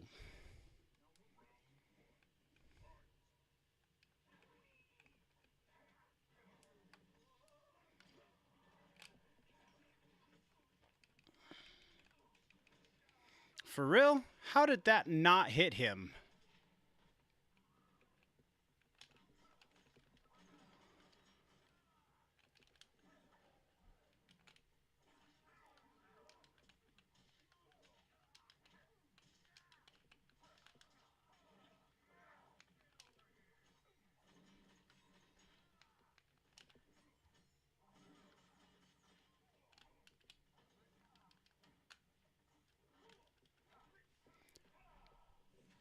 Peace outside.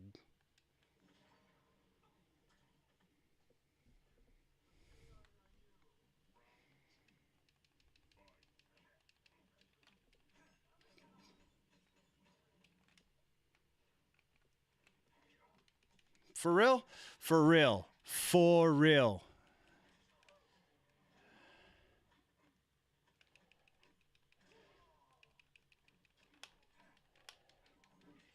How did that not hit? Okay.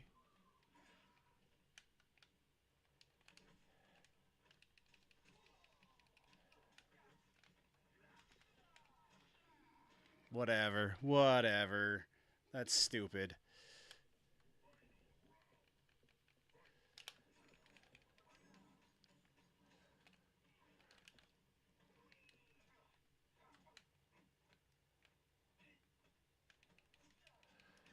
Why can't I poke out of anything?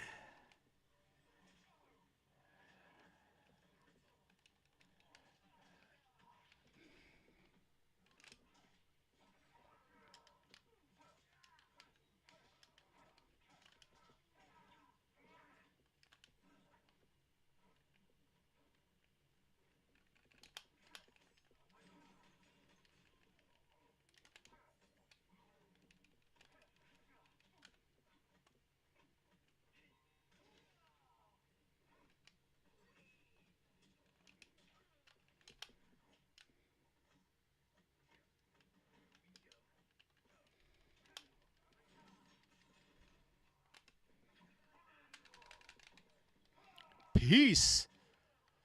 And chicken grease, motherfucker.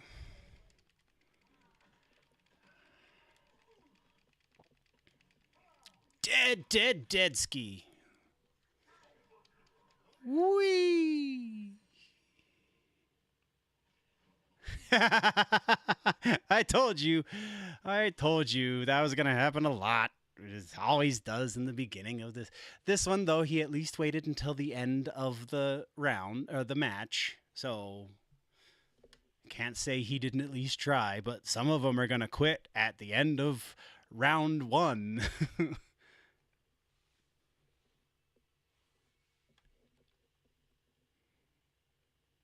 He was just so anxious to show how good he was.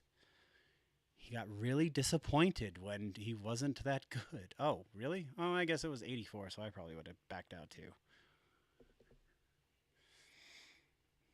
Rule of thumb for ping is 70 and under for wireless, or 80 under 80 rather. and 90 is the top for wired. It starts there. I mean, it'll go up, but it gets in the 90 for wireless. We back out. If it gets over 100, if we can back out, we will back out for wired.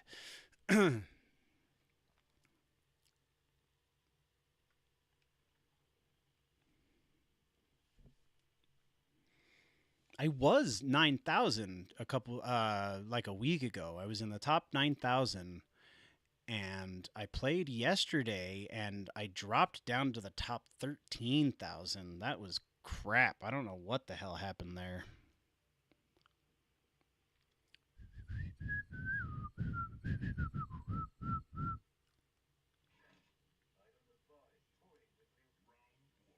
Ooh, that's a good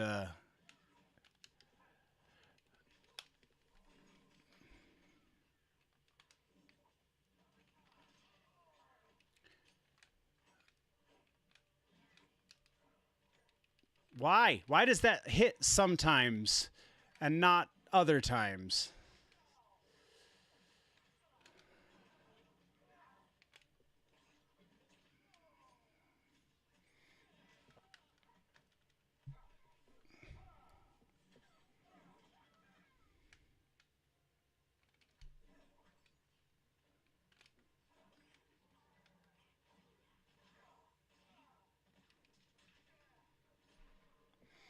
Okay, okay.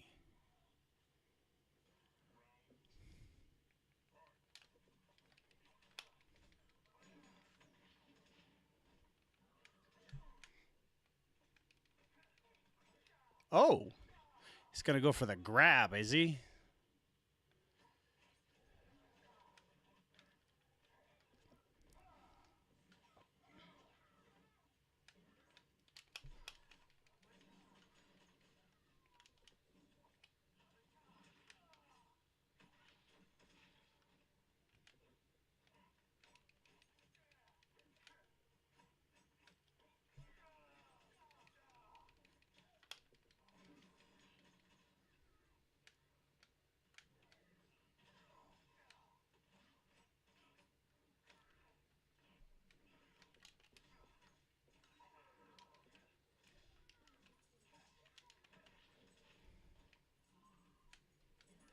Ah. What'd you say, baby? I'll tell you something when you have a second. Okay.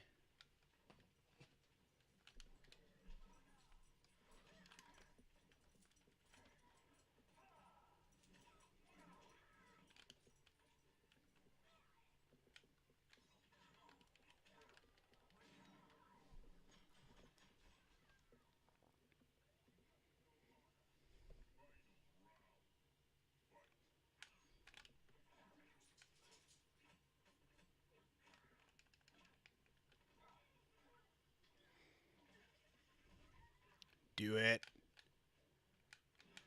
Damn. Almost timed it right.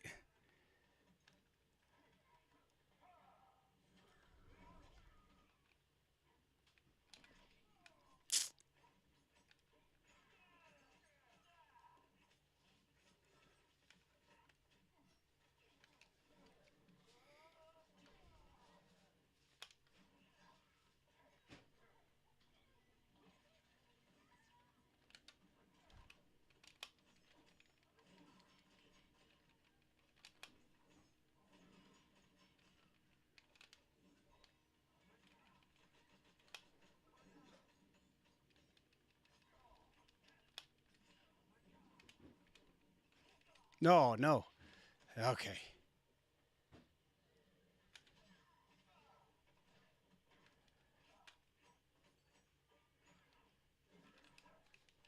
Ugh. I don't know why it doesn't turn around when I'm in the air, except for sometimes it does. I don't. There's no logic to that. All right, let's show him how to Motaro, shall we? Oh, thank you.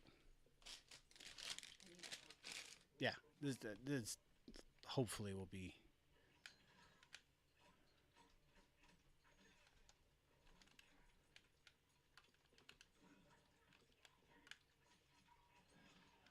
Oh boy.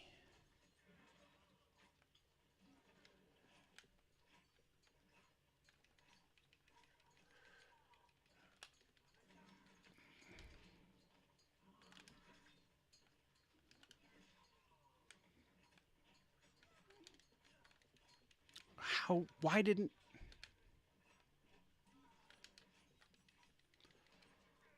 How is that even possible?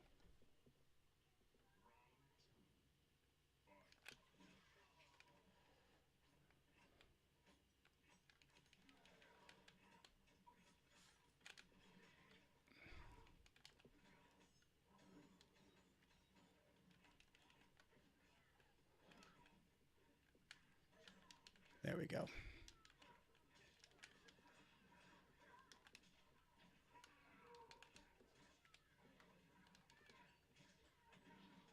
Okay, just waste it.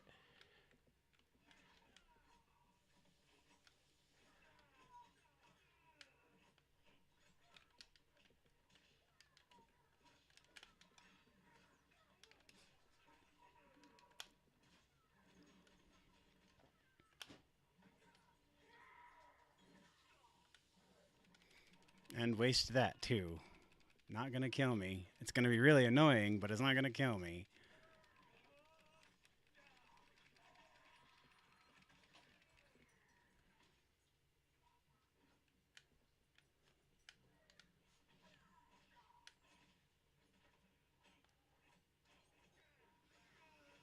Damn, seriously.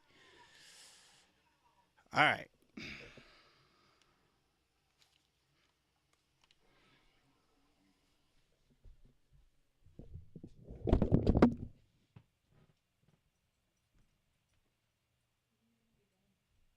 I was just gonna do one more because that's two, so I was gonna do three.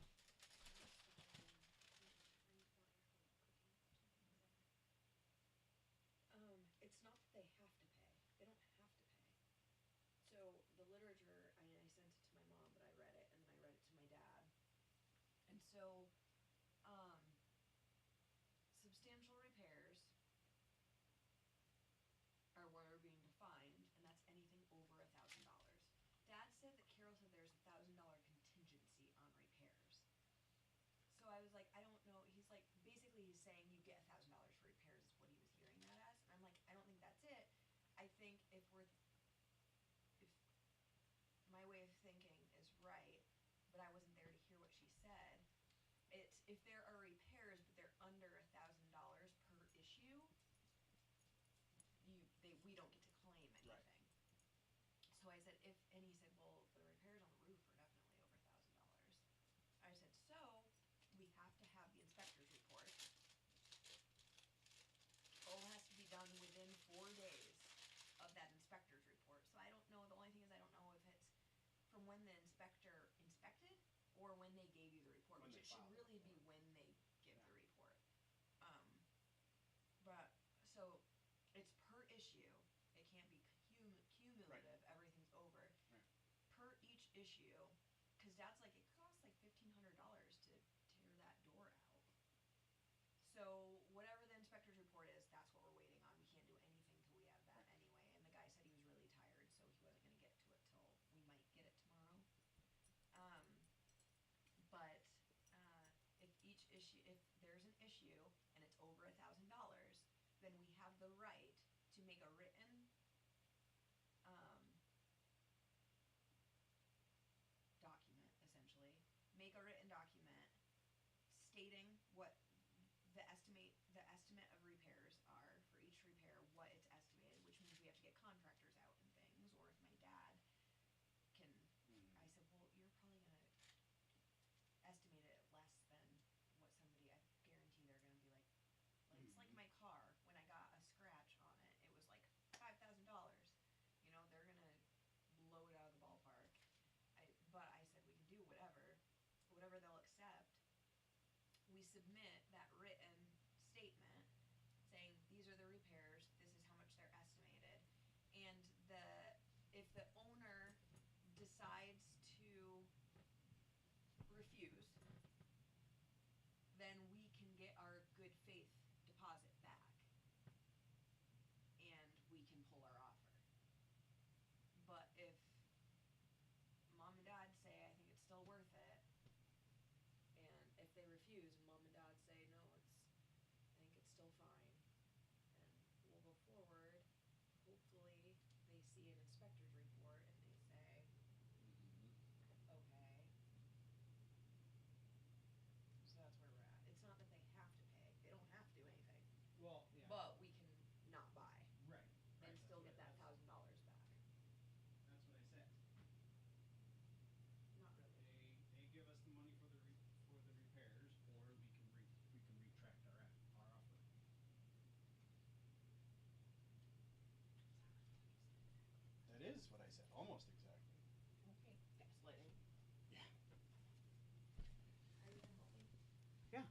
I'm hungry too.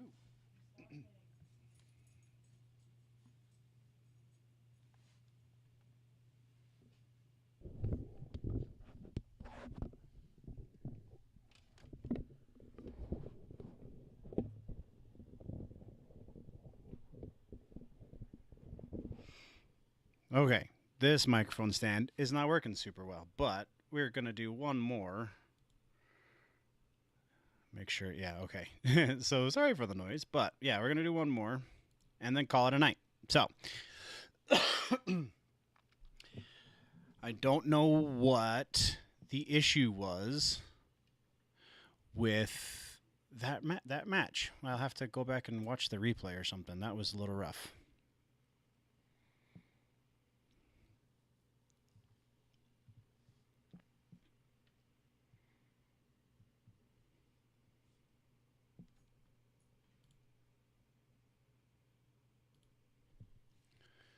Wireless at 100 millisecond ping. Wow, words. Wireless 84. Nope, it's not under 80. And then it jumped up to 87. Hell no. Wireless at 64. Yes, that is doable.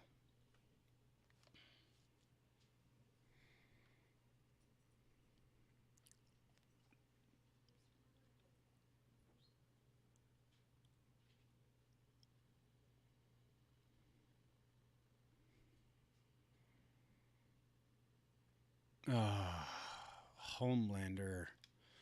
I hate Homelander. Homelander and Ghostface, I think, are the ones that drive me the most crazy. Oh. Slightly less annoying than Homelander, so there's at least that. Although all of his combo starters are mids, and I hate that.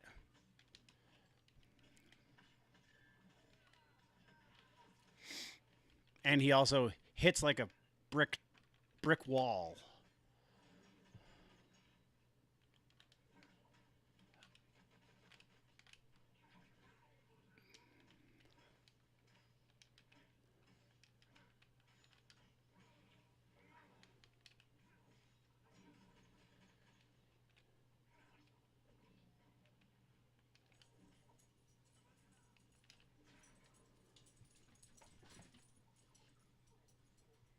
In and out.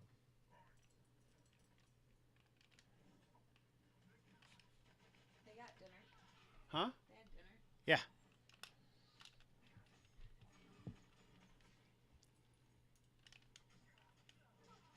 Oh, good lord.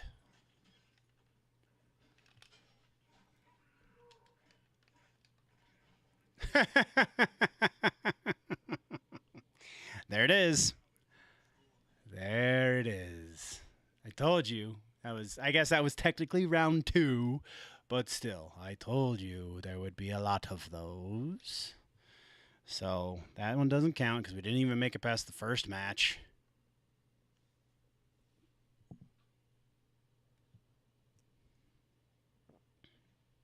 No, 158 milliseconds. That's not where we're going at all.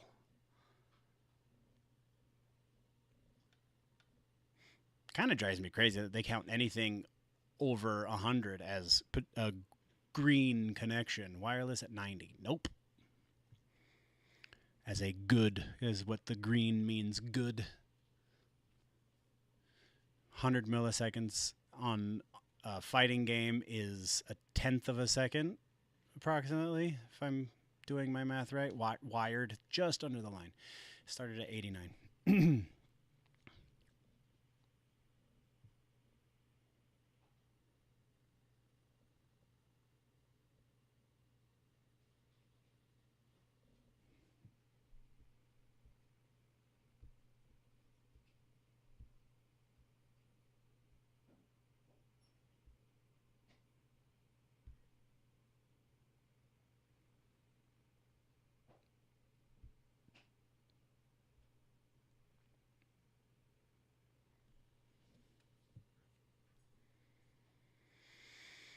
All reptile? It looks like a reptile mane.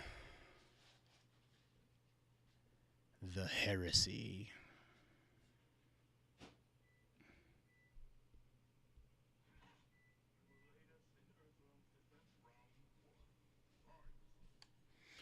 Oh boy.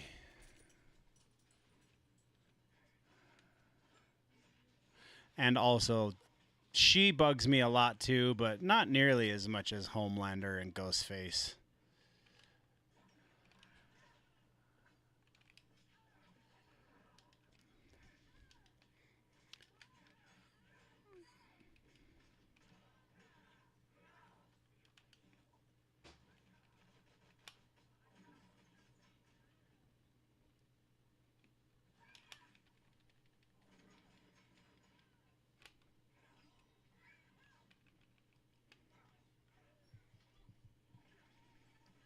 Bazinga!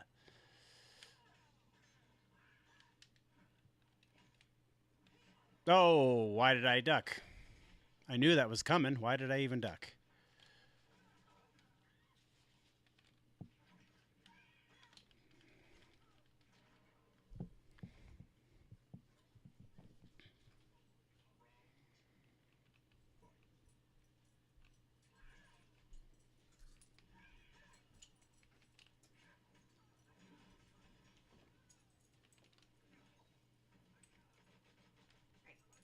Oh, okay. If I would have just blocked when I stood up, this wouldn't have happened.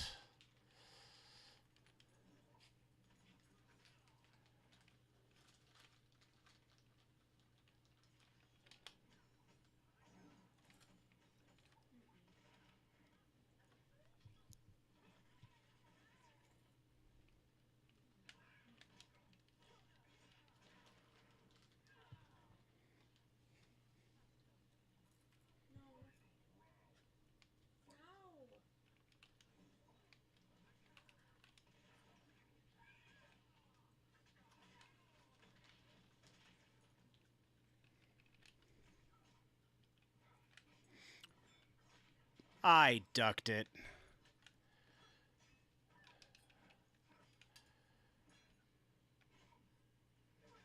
Mm.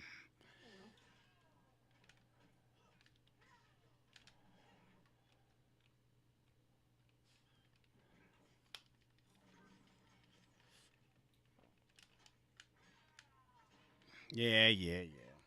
No. No.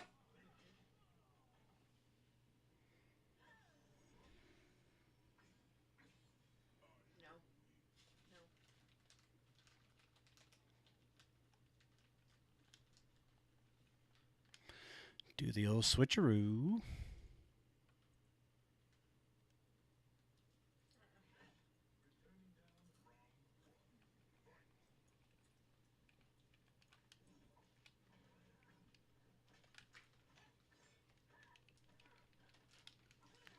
Oh, good lord.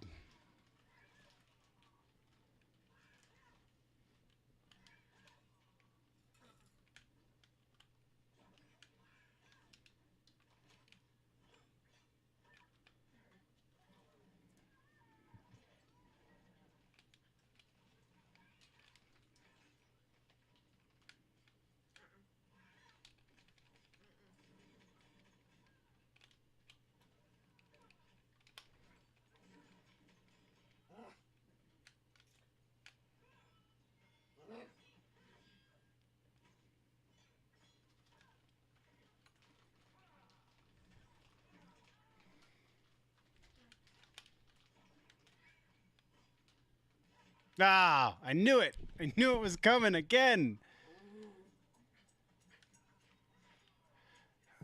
Mm. Chipped me down.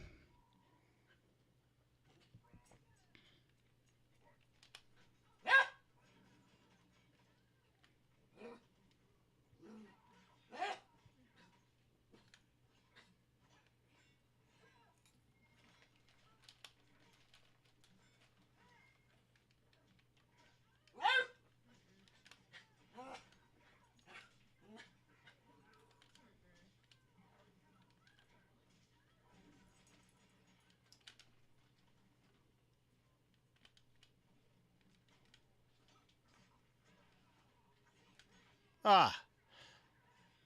Really?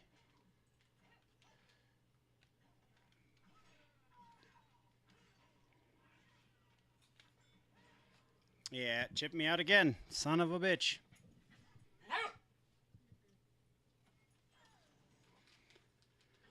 All right. That is where we're calling it, I suppose. He's so naughty. You're eating sugar Yeah. and carbs for dinner. All right, nerds. Switch. There we go. So, don't know when the next live stream is going to be, but we are done with regular episodes. So they are only going to be live streams at least until from now until the end of the year. There will also be at least 2 weeks of darkness between now and the end of the year. We got the last week of November, the last week of December, both, and then a few things in between, I'm sure. So I will keep you posted on the community tab and on the socials, and we will just take it from there. Thank you so much for joining. We will see you eventually next time. Before we go, always remember that if it is